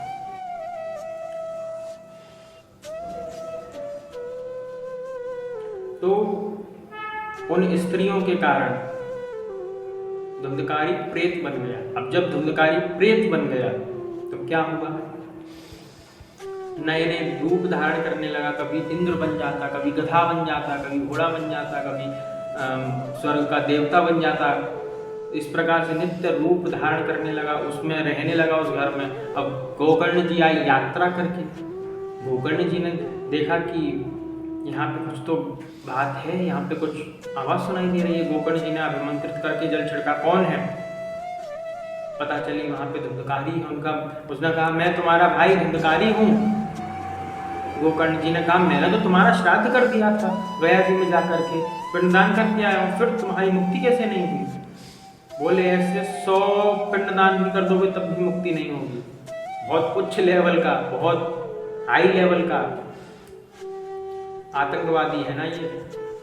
और हाई लेवल के जो आतंकवादी होते हैं उनके लिए अलग ही दंड विधान होता है, उनके लिए अलग ही। तो इस प्रकार से गया जी में जाके मेरे श्राद्ध करने से भी कोई लाभ प्राप्त नहीं होगा, आप कुछ और उपाय सोचिए। गोकर्ण जी भी परेशान हो गया, अब क्या उपाय सोचे?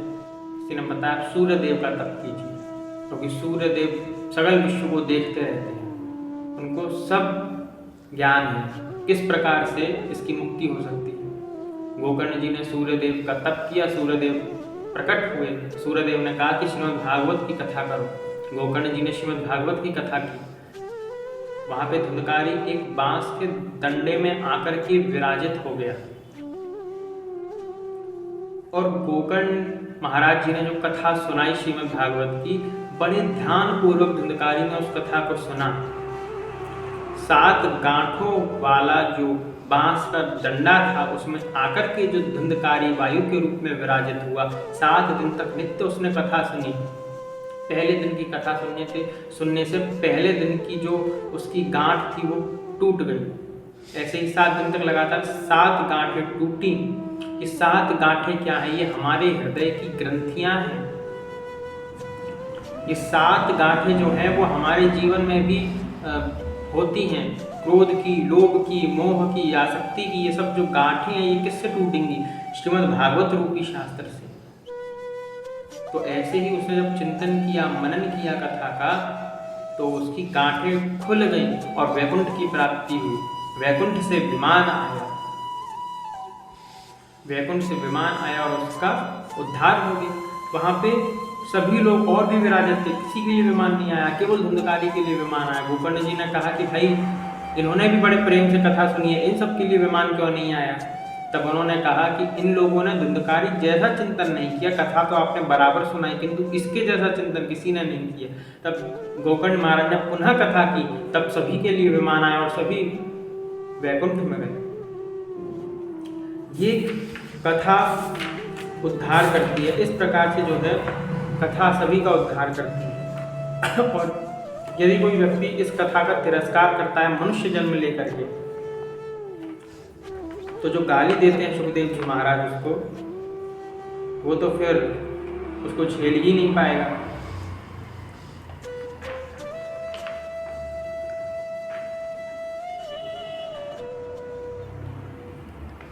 सोई जाने यही देव जनाई, जानत तुम्हारी हो जाए। आप जिसको जो जनावे प्रभु, क्योंकि भगवान की आज्ञा के बिना तो कुछ कार्य हो ही नहीं सकता। भगवान जिसको जो जनाना चाहते हैं वही व्यक्ति वो जानता है, अन्यथा वो व्यक्ति कुछ जान नहीं सकता। ये समझ लीजिए।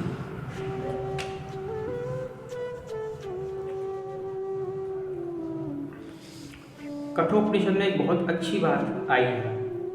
कई व्यक्ति ऐसा समझते हैं कि हम प्रवचन कर रहे हैं, हम श्रवण कर रहे हैं, तो बहुत सुनने से और बहुत बोलने से भी भगवान की प्राप्ति नहीं होती। ये मत सोचिए।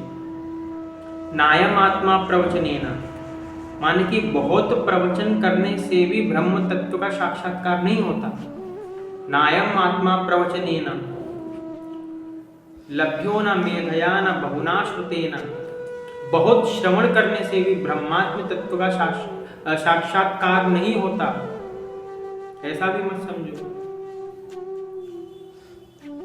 यमे वेशा वृणुते तेन लभ्यस्तस्येष आत्मा। यमे वेशा वृणुते तेन लभ्य। श्री रामानुजाचार्य महाभाग ने कहा है कि भगवान परमात्मा जिस साधक को स्वयं वर्ण करते हैं, जिसका स्वयं परमात्मा वर्ण करते हैं, जिस साधक का, वही उनको पाता है। अपनी इच्छा के अनुसार साधक वैकुंठ की प्राप्ति नहीं कर सकता। वो सोचे कि मेरे लिए तो बहुत सहज है, मैं वैकुंठ चले जाऊंगा, मेरे तो बहुत सहज है, मैं गोलोक चले जाऊंगा। नहीं, रामानुजाचार्य महाभाग ने क्या कहा है कि व्यक्ति जो है अपनी इच्छा के अनुसार नहीं, भगवान उसका वर्ण करते हैं। जब भगवान वर्ण करते हैं वही व्यक्ति मोक्ष का अधिकारी होता है, वही व्यक्ति वैकुंठ का अधिकारी होता है। जिस प्रकार स्वयंवरा कन्या, स्वयंवरा जो राजकन्या होती है, वो क्या के अनेक वर उसके समक्ष उपस्थित होते हैं, अनेक पुरुष होते हैं, किंतु किसी एक को अपनी इच्छा अनुसार वो उसके गले में जयमाला डाल करके उस पुरुष को अपना वर स्वीकार करती है, और जिसको स्वीकार कर ले वही उसका वर हो जाता है। ठीक इसी प्रकार से जो भगवान है, अनेक साधक हैं, तो उन अनेक साधकों में से एक साधक को भगवान चुनते हैं जयमाला के लिए, आओ भैया तुम्हारे साथ विवाह करते हैं। कोई व्यक्ति ये सोचता है कि हम शास्त्रों की तिलांजलि दे दें और भक्ति के नाम पर कुछ श्रृंखल बन जाए, तो भगवान इतने भी दयालु नहीं। भगवान को तुम दयालु नहीं समझते, समस्या ये है। भगवान को तुम दयालु समझते, करुणामय समझते, कृपालु समझते, ठीक है, किंतु तुम भगवान को दयालु और करुणामय कृपालु के नाम पर मूर्ख समझते हो, ये समस्या हो गई। आज जैसे कोई व्यक्ति यदि किसी के ऊपर उपकार कर दे तो वो व्यक्ति इतना कृतज्ञ हो जाता है कि उसके उपकार को ही भूल जाता है। वो व्यक्ति फिर ये सोचता है कि ये तो हमारे ऊपर दया कर ही देता है। ये व्यक्ति दयालु नहीं, ये व्यक्ति मूर्ख है। वो व्यक्ति उसको फिर दयावान नहीं समझता। उसका जो गुण है ना दयावान, उसका लाभ उठा करके वह व्यक्ति उसको मूर्ख समझने लगता है और अपने इच्छा अनुसार कार्य उससे करवाने लगता है। यह तो भगवान का हाल बना दिया है लोगों ने दयालुता के नाम पे। अरे भगवान तो बहुत दयालु है, हम चाहे तो करेंगे, अरे भगवान तो मान जाएंगे। अरे हम व्यभिचार भी करेंगे, भगवान तो भगवान सब में राजी है। तुम व्यभिचारी हो जाओ, तुम शराबी हो जाओ, तुम कबाबी हो जाओ, हाँ, और भगवान को तुम सब में राजी कर रहे हो। मतलब नीचता की भी थोड़ी कुछ मर्यादा भी नहीं छोड़ी तुमने नीचता करने की, इतने नीच हो गए।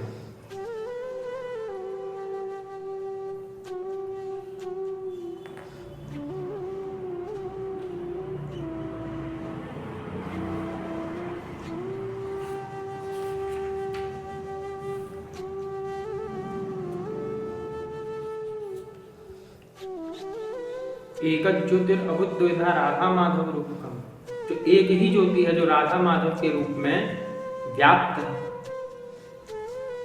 श्री जी कौन है? प्रश्न करते हैं कि श्री जी कौन है?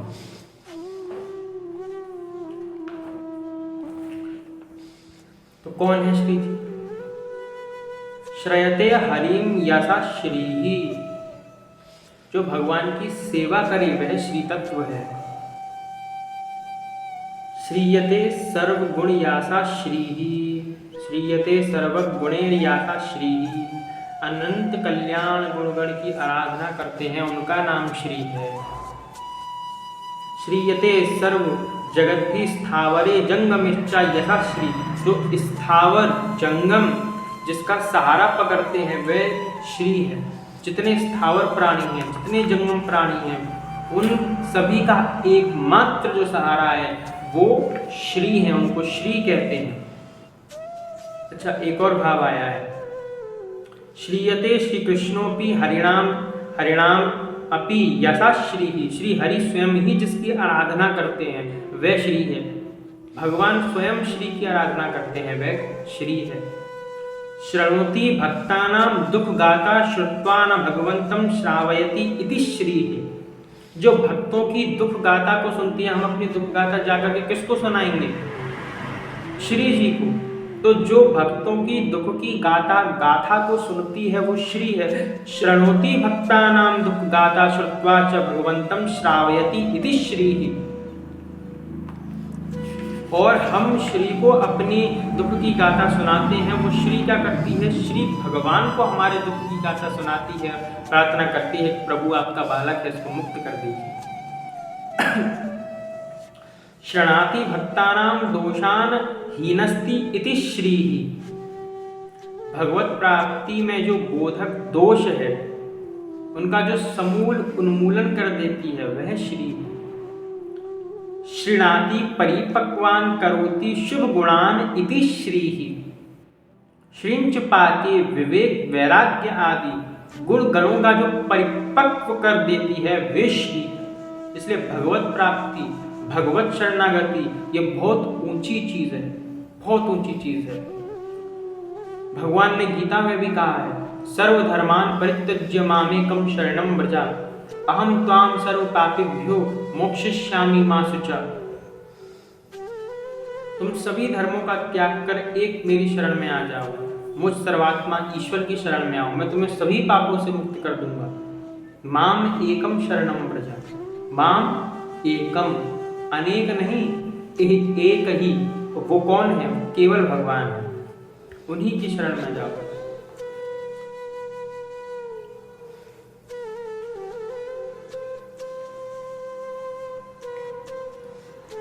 शरण का अर्थ होता है रक्षक। हम भगवान की शरण में गए, हम उनके शरणागत हुए। उनकी शरण में जाने के कारण भगवान कौन हुए? हमारे रक्षक। भगवान हमारी रक्षा करते हैं। शरणोति हीनस्ति दुखम नेनेति शरणम, शरणम आगता शरणागता। श्री हरि ही एकमात्र जीवों के रक्षक हैं। ये स्मरण रखना चाहिए कि श्री हरि के अन्यत्र कोई भी हमारा रक्षक हो ही नहीं सकता। जो स्वयं मरणशील व्यक्ति है वो हमारी रक्षा नहीं कर सकता।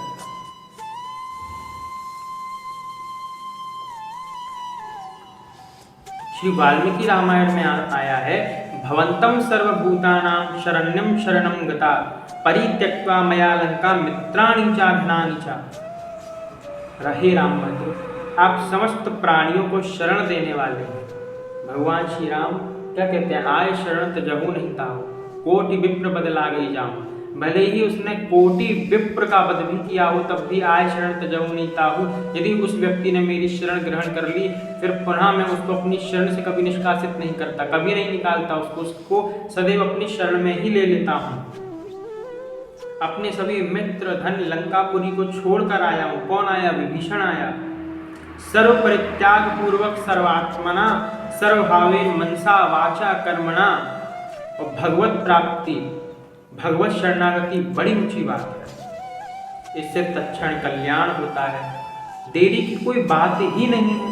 भगवान का ऐसा भक्त परम प्यारा हो जाता है। जननी जनक बंधु सुत तारा, तनु धनु भवन सुहद परिवारा। सबके ममता ताग बटोरी, ममपद मनई बांध बर डोरी। समदर्शा इच्छा कछु नाही, हर्ष शोक भय नहीं मन माही। अस सज्जन मन पुरबस कैसे, लोभी हृदय बसाई धनु जैसे। तुम सारे की संत प्रिय मोरे, धरऊं देह नहीं आन निहोरे। ये भगवत प्राप्ति बहुत ऊंची चीज है। तो इतनी ऊंची चीज है तो सहज में तो व्यक्ति ले नहीं सकता, और जो व्यक्ति सहज में ले लेगा वो व्यक्ति कभी तर नहीं सकता।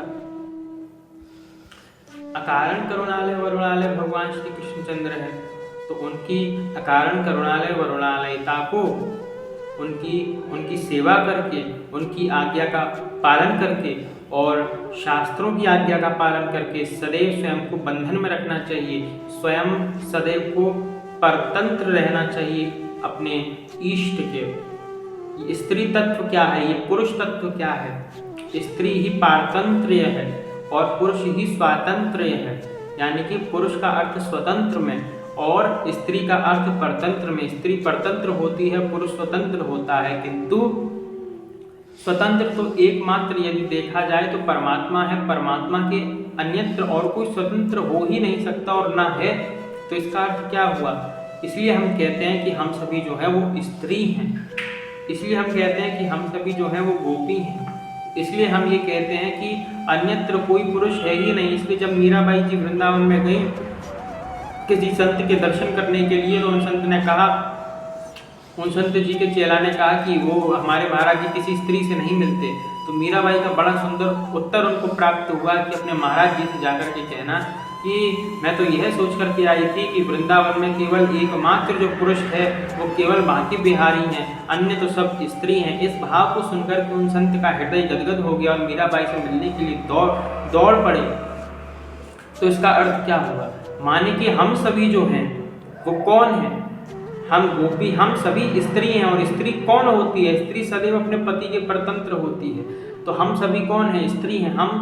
हमारे जो पति हैं वो परम पति भगवान है, परमेश्वर है, और हम सभी उनके अधीन हैं। उनकी अधीनता को हम सभी स्वीकार करें। यदि उनकी अधीनता को हमने स्वीकार नहीं किया है और हम स्वयं स्वतंत्र होना चाहते हैं, तो उस स्वतंत्रता में हमारी उच्छृंखलता उत्पन्न हो जाती है। और जब व्यक्ति की स्वतंत्रता में उच्छृंखलता उत्पन्न हो जाती है तो वहाँ पर भय रहता है कि ये व्यक्ति कुछ ना कुछ गड़बड़ करेगा, क्योंकि व्यक्ति के पास इतनी सद्बुद्धि नहीं है कि बिना परतंत्र के वो कोई कार्य ठीक ठाक कर सके। क्योंकि जब व्यक्ति लौकिकी कार्य करता है तो कोई ना कोई अधिकारी उसके ऊपर बैठा रहता है कि भैया ये ठीक से काम कर रहा है या नहीं कर रहा है, इसको देखते रहो।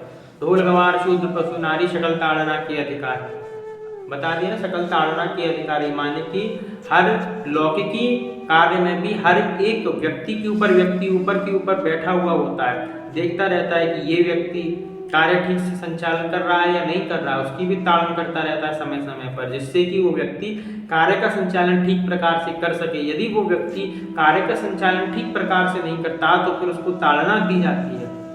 तो ठीक इसी प्रकार से समय समय पर ताड़न आवश्यक होता है।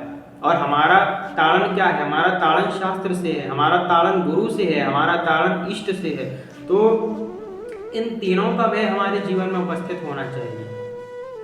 यदि भय उपस्थित नहीं होगा, हम स्वयं को परम स्वतंत्र समझ लेंगे। परम स्वतंत्रता का अर्थ होता है उच्च श्रृंखल वृत्ति को उत्पन्न करना।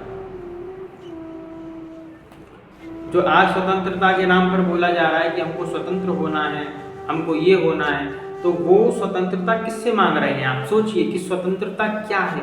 आप इस शरीर के अंदर भी तो बंधे हुए, आप इस शरीर से स्वतंत्र कहाँ हैं? यदि आपको स्वतंत्र होना है तो इस शरीर से स्वतंत्र हो ही है ना, क्यों नहीं होते? आपको स्वतंत्र होना है तो इस संसार से स्वतंत्र हो ही है ना, क्यों नहीं होते आप स्वतंत्र? आप कहते हैं आपको स्वतंत्रता चाहिए, किंतु आपको आपके विषयी वासनाओं ने अपने परतंत्र किया हुआ है। आप कहते हैं आप स्वतंत्र। आपको किससे स्वतंत्रता चाहिए और कैसी स्वतंत्रता चाहिए वो हमारी समझ में नहीं आता। स्वतंत्रता का अर्थ तो यह होता है ना, व्यक्ति परम स्वतंत्र हो। स्वतंत्र कौन होता है? जो परतंत्र होता है वही वास्तविकता में स्वतंत्र होता है। जो संत जन होते हैं, जो साधु संत होते हैं, वो परतंत्र होते हैं। किसके? अपने गुरु के, अपने इष्ट के, अपने शास्त्रों के। और वही लोग जो है परम स्वतंत्र भी होते हैं। किंतु यदि आप चाहते हैं कि हम परम स्वतंत्र हो जाएं, आप नहीं हो पाएंगे। आप परतंत्र ही बने रहेंगे, आप अधीन ही बने रहेंगे अपनी विषय के, अपनी वासनाओं के। आपकी वासनाओं ने आपको अपने अधीन कर रखा है, तो आप स्वतंत्र किससे होना चाहते हैं? हम कहते हैं कि इतने वर्ष हमको आज़ादी के हो गए अंग्रेजों से। कितने वर्ष आपको अंग्रेजों की आज़ादी से हुए, वो आप उसका उत्सव मनाते हैं। किंतु क्या आप ये देखते हैं कि आप तो स्वयं अपनी इंद्रियों के गुलाम बने हुए हैं, आप स्वयं विषयों के गुलाम बने हुए हैं। इनसे आज़ादी कब प्राप्त होगी आपको? उसका आप उत्साह कब मनाएंगे? उसका उत्सव कब मनाएंगे? जिस दिन आप इन विषय वासनाओं से मुक्त हो जाएंगे, उस दिन उत्सव का दिन वास्तविकता में उत्सव माना जाएगा ना। जिस दिन आप इस संसार से मुक्त हो जाएंगे, जिस दिन आप जो है इस शरीर से मुक्त हो जाएंगे, जिस दिन आप विषय वासनाओं के आकर्षणों से मुक्त हो जाएंगे, वास्तविकता में परम स्वतंत्रता वही मानी जाएगी। अन्यथा तो आप परतंत्र हैं। स्वतंत्रता के नाम पर केवल आप अपना जो है गाल पीट सकते हैं, उससे अधिक कुछ नहीं कर सकते। स्वतंत्रता का अर्थ भी किसी को पता नहीं और स्वतंत्र होने के लिए चले हैं। स्वतंत्रता का यदि सही अर्थ ज्ञात हो तब तो स्वतंत्र हुआ जाए, किंतु स्वतंत्र हो भी कैसे व्यक्ति? वो तो परतंत्र होने में ही लगा हुआ है, उसको ये नहीं दिखाई देता कि मैं अपनी जिह्वा के अधीन हूँ, मैं अपने नेत्रों के भी अधीन हूँ, मैं अपनी नासिका के अधीन हूँ। हमको परफ्यूम चाहिए एक बढ़िया बढ़िया, तो देखो गंध के अधीन, नासिका के अधीन हो गए। हमको बढ़िया बढ़िया खाने के लिए चाहिए, हम अपनी जिह्वा के अधीन हो गए। हमको बढ़िया दृश्य देखने के लिए चाहिए, फिल्म चाहिए, तो हम अपने नेत्रों के अधीन हो गए। हम अपने हृदय के, हम अपनी वासनाओं के, काम क्रोध लोभ मोह मत्सर, इन सबके अधीन हम हैं। तो क्या ये परतंत्रता नहीं है? क्या ये आपको परतंत्रता दिखाई नहीं देती? ये देखी जाए, एक होती है स्थूल परतंत्रता, एक होती है स्थूल स्वतंत्रता, एक होती है सूक्ष्म स्वतंत्रता। तो स्थूल स्वतंत्रता आप कहना चाहते हैं, आप बाहरी आडंबर को देख रहे हैं, आप बाहरी विकारों से मुक्त होना चाहते हैं जो आप देख रहे हैं। जैसे किसी व्यक्ति के घर पे चोरी हुई, या फिर किसी व्यक्ति ने किसी व्यक्ति को अपने अधीन बना रखा है, तो वह व्यक्ति इस बात को कहेगा कि अब मेरे को इस प्रताड़ना से मुक्त होना है। किसी व्यक्ति ने किसी को अपना दास बना करके रखा हुआ है, ये उसको दिखाई दे रहा है कि मैं इस व्यक्ति का दास हूँ। भगवान देखिए गेम कैसा खेलते हैं, भगवान के गेम खेलने का लेवल देखिए। आप स्थूल स्वतंत्रता और सूक्ष्म स्वतंत्रता, आपका ध्यान केंद्रित भगवान ने कहाँ कर दिया? स्थूल स्वतंत्रता पे। यदि आप किसी व्यक्ति के दास हैं तो आपको लगेगा कि मैं स्वतंत्र हो जाऊं, मुझे मेरे हक की लड़ाई लड़नी चाहिए, तो आप अपने गाल पीटने लग जाएंगे। किंतु भगवान की माया देखिए, भगवान ने आपको सूक्ष्म स्वतंत्रता भी, सूक्ष्म परतंत्रता भी दी है। आप अपने विषयों के अधीन हैं, विषय आप पर राज्य कर रहे हैं, विषय आपके स्वामी बने हुए हैं, आप विषयों के दास बने हुए हैं, और आप कह रहे हैं कि हमें बाहरी लोगों से जो है वो स्वतंत्रता चाहिए। माता पिता से स्वतंत्रता चाहिए, गुरु से स्वतंत्रता चाहिए, इष्ट से स्वतंत्रता चाहिए, शास्त्रों से स्वतंत्रता चाहिए, है ना, बाहरी प्रपंचों से स्वतंत्रता चाहिए, जिससे हम अपने मन के अनुकूल कार्य को अंजाम दे सकें। तो यदि इतनी स्वतंत्रता व्यक्ति को मिल जाएगी तो इस संसार में बवंडर नहीं आ जाएगा। फिर तो हर व्यक्ति अपनी स्वतंत्रता के अनुसार जो चाहे सो करे। ईसाइयत वाले आ जाए वो कुछ करें, इस्लाम वाले आ जाए वो कुछ करें, बौद्ध वाले आ जाए वो कुछ करें, फिर किसी भी मत का व्यक्ति आ सकता है स्वतंत्रता के नाम पर कि हम तो भैया स्वतंत्र हैं। तो स्वतंत्रता जब इतनी बढ़ जाएगी तो ये स्वतंत्रता कहाँ जाएगी? कहाँ जाकर के स्वतंत्रता रुकेगी? कहाँ जाकर के फ्रीडम रुकेगा? तो ये जो फ्रीडम है ये उच्छृंखलता का पोषक है। हमको फ्रीडम कैसा चाहिए? व्यक्ति अपनी वासनाओं से मुक्त हो जाए, ये वास्तविकता में फ्रीडम है। व्यक्ति जो है वो विषयों का दास ना बने, विषयों को अपना दास बना ले, ये उसका फ्रीडम है, ये स्वतंत्रता है। किंतु इस स्वतंत्रता को तो भूल ही गए हैं। तो ऐसी स्वतंत्रता का लाभ क्या है जब आपको पुनः परतंत्र होना ही पड़ेगा? आप अभी स्वतंत्र होने के बारे में सोचिए, मृत्यु के बाद पुनः शरीर को त्याग करके आप पुनः परतंत्र हो जाएंगे। जब आपकी मृत्यु होती है तब भी आप क्या ये राग अलापते हैं कि मैं स्वतंत्र हो जाऊं, मैं स्वतंत्र हो जाऊं? क्योंकि जब मृत्यु आपकी होगी तो आप अपनी इच्छा अनुसार तो कहीं इधर उधर नहीं चले जाएंगे। अब आपके कर्मों के ही अनुसार आपका शरीर छूटेगा, वो भी आपके अधीन में नहीं है। यदि आप स्वतंत्र होते तो एक बाल भी आपके शरीर का आपकी आज्ञा के बिना नहीं गिरता, किंतु आपके शरीर का एक एक रोमा गिर जाता है और आप कुछ नहीं कर सकते। ऐसी स्वतंत्रता है आपकी, वो तक आपके वश में नहीं है और आप चाहते हैं कि आप स्वतंत्र हो जाए। ये स्वतंत्रता मात्र एक प्रलाप है, इससे अधिक कुछ नहीं। वास्तविकता में स्वतंत्रता विषयी वासनाओं से मुक्ति है। व्यक्ति की जब मृत्यु होती है तो परलोक की यात्रा करता है, तो क्या वहां पे स्वतंत्र रूप से घूमता है? स्वतंत्र रूप से ये कहता है मैं स्वर्ग जा रहा हूँ, नरक जा रहा हूँ, वैकुंठ जा रहा हूँ, कहीं ऐसा है? कुछ नहीं। क्या स्वतंत्रता के मूल से यदि देखा जाए तो क्या जब उसका जन्म हुआ तो उसकी स्वतंत्रता के कारण उसका जन्म हुआ? क्या उसने चाहा था कि अमुक परिवार में मेरा जन्म हो? ऐसा तो नहीं है। अकस्मात बिना उसकी चाह के जन्म हुआ, बिना उसकी चाह के मृत्यु भी होगी, तो फिर स्वतंत्रता का हल्ला क्यों मचाता है? यदि आपको स्वतंत्रता चाहिए तो शास्त्रों का अध्ययन कीजिए, मर्यादा में रहिए, आपको पूर्ण रूप से स्वतंत्रता मिलेगी। यही वास्तविकता में स्वतंत्रता का स्वरूप है। मोक्ष यही स्वतंत्रता, इसी को तो स्वतंत्रता कहते हैं हमारे यहाँ। धर्म, अर्थ, काम और मोक्ष 4 पुरुषार्थ हैं। धर्म से अर्थ की सिद्धि होती है, अर्थ से काम की सिद्धि होती है और फिर मोक्ष की सिद्धि होती है। ये चतुर पुरुषार्थ जो हैं, इनसे जो मोक्ष है उसको यदि व्यक्ति प्राप्त कर ले तो परम स्वतंत्र हो जाए। किंतु आप देखिए कितने परतंत्र हैं, आप अपने धन के परतंत्र हैं, आप धन के अधीन हैं, धन आप पर राज्य कर रहा है, धन आपका स्वामी बना हुआ है, माथे पर चढ़ा हुआ है धन, और आप कहते हैं कि आप स्वतंत्र होना चाहते हैं। तो हो जाइए, धन को बाहर फेंक दीजिए, हो जाइए स्वतंत्र। किस से क्या स्वतंत्रता चाहिए, किससे स्वतंत्र होना है, स्वतंत्रता का अर्थ क्या है, यह भी तो समझने योग्य बात है।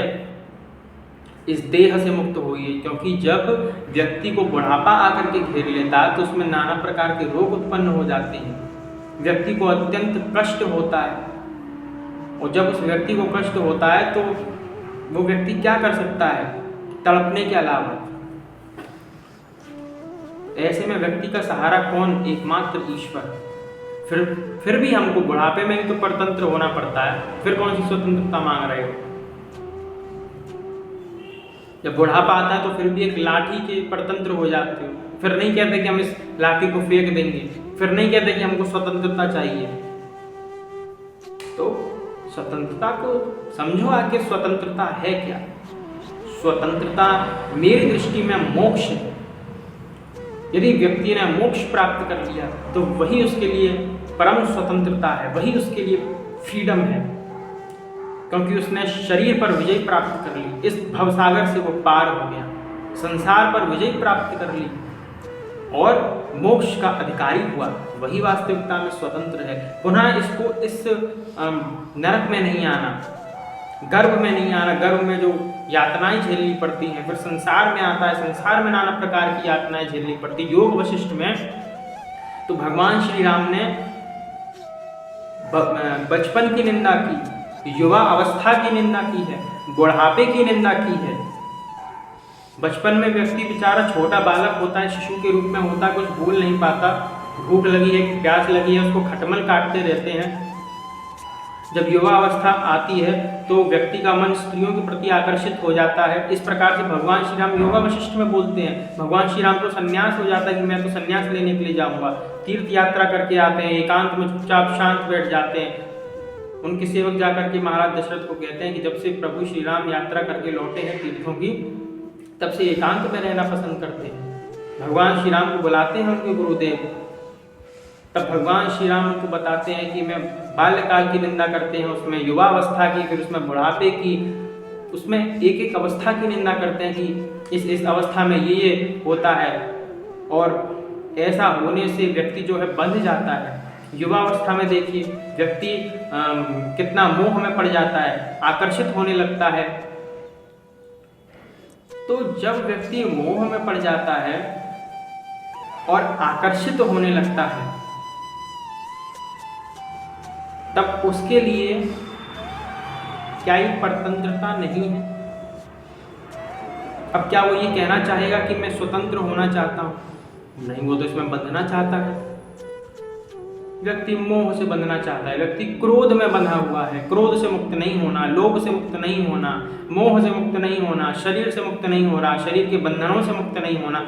शरीर के बंधनों से मुक्त होने का प्रपंच हमको करना है, ड्रामेबाजी हमको करनी है। देखो हम शरीर से मुक्त हो गए, शास्त्रों की आज्ञा का पालन नहीं करनी। तो ये स्वतंत्रता का स्वरूप नहीं है। स्वतंत्रता का स्वरूप एकमात्र मोक्ष है, जो आपकी चाह का विषय है, वो ईश्वर ही है, और उसी के माध्यम से आपको मोक्ष मिल सकता है। जो आप चाहते हैं उसकी आपको प्राप्ति हो सकती है। इसीलिए अपने भजन बल को बढ़ाओ और शास्त्रों का मर्यादा में रहकर के अवलोकन करें और गुरु की आज्ञा श्रोधार्य करें। जब गुरु की आज्ञा का आप पालन करेंगे तभी आप परम स्वतंत्र हो सकते हैं। जय श्री कृष्ण।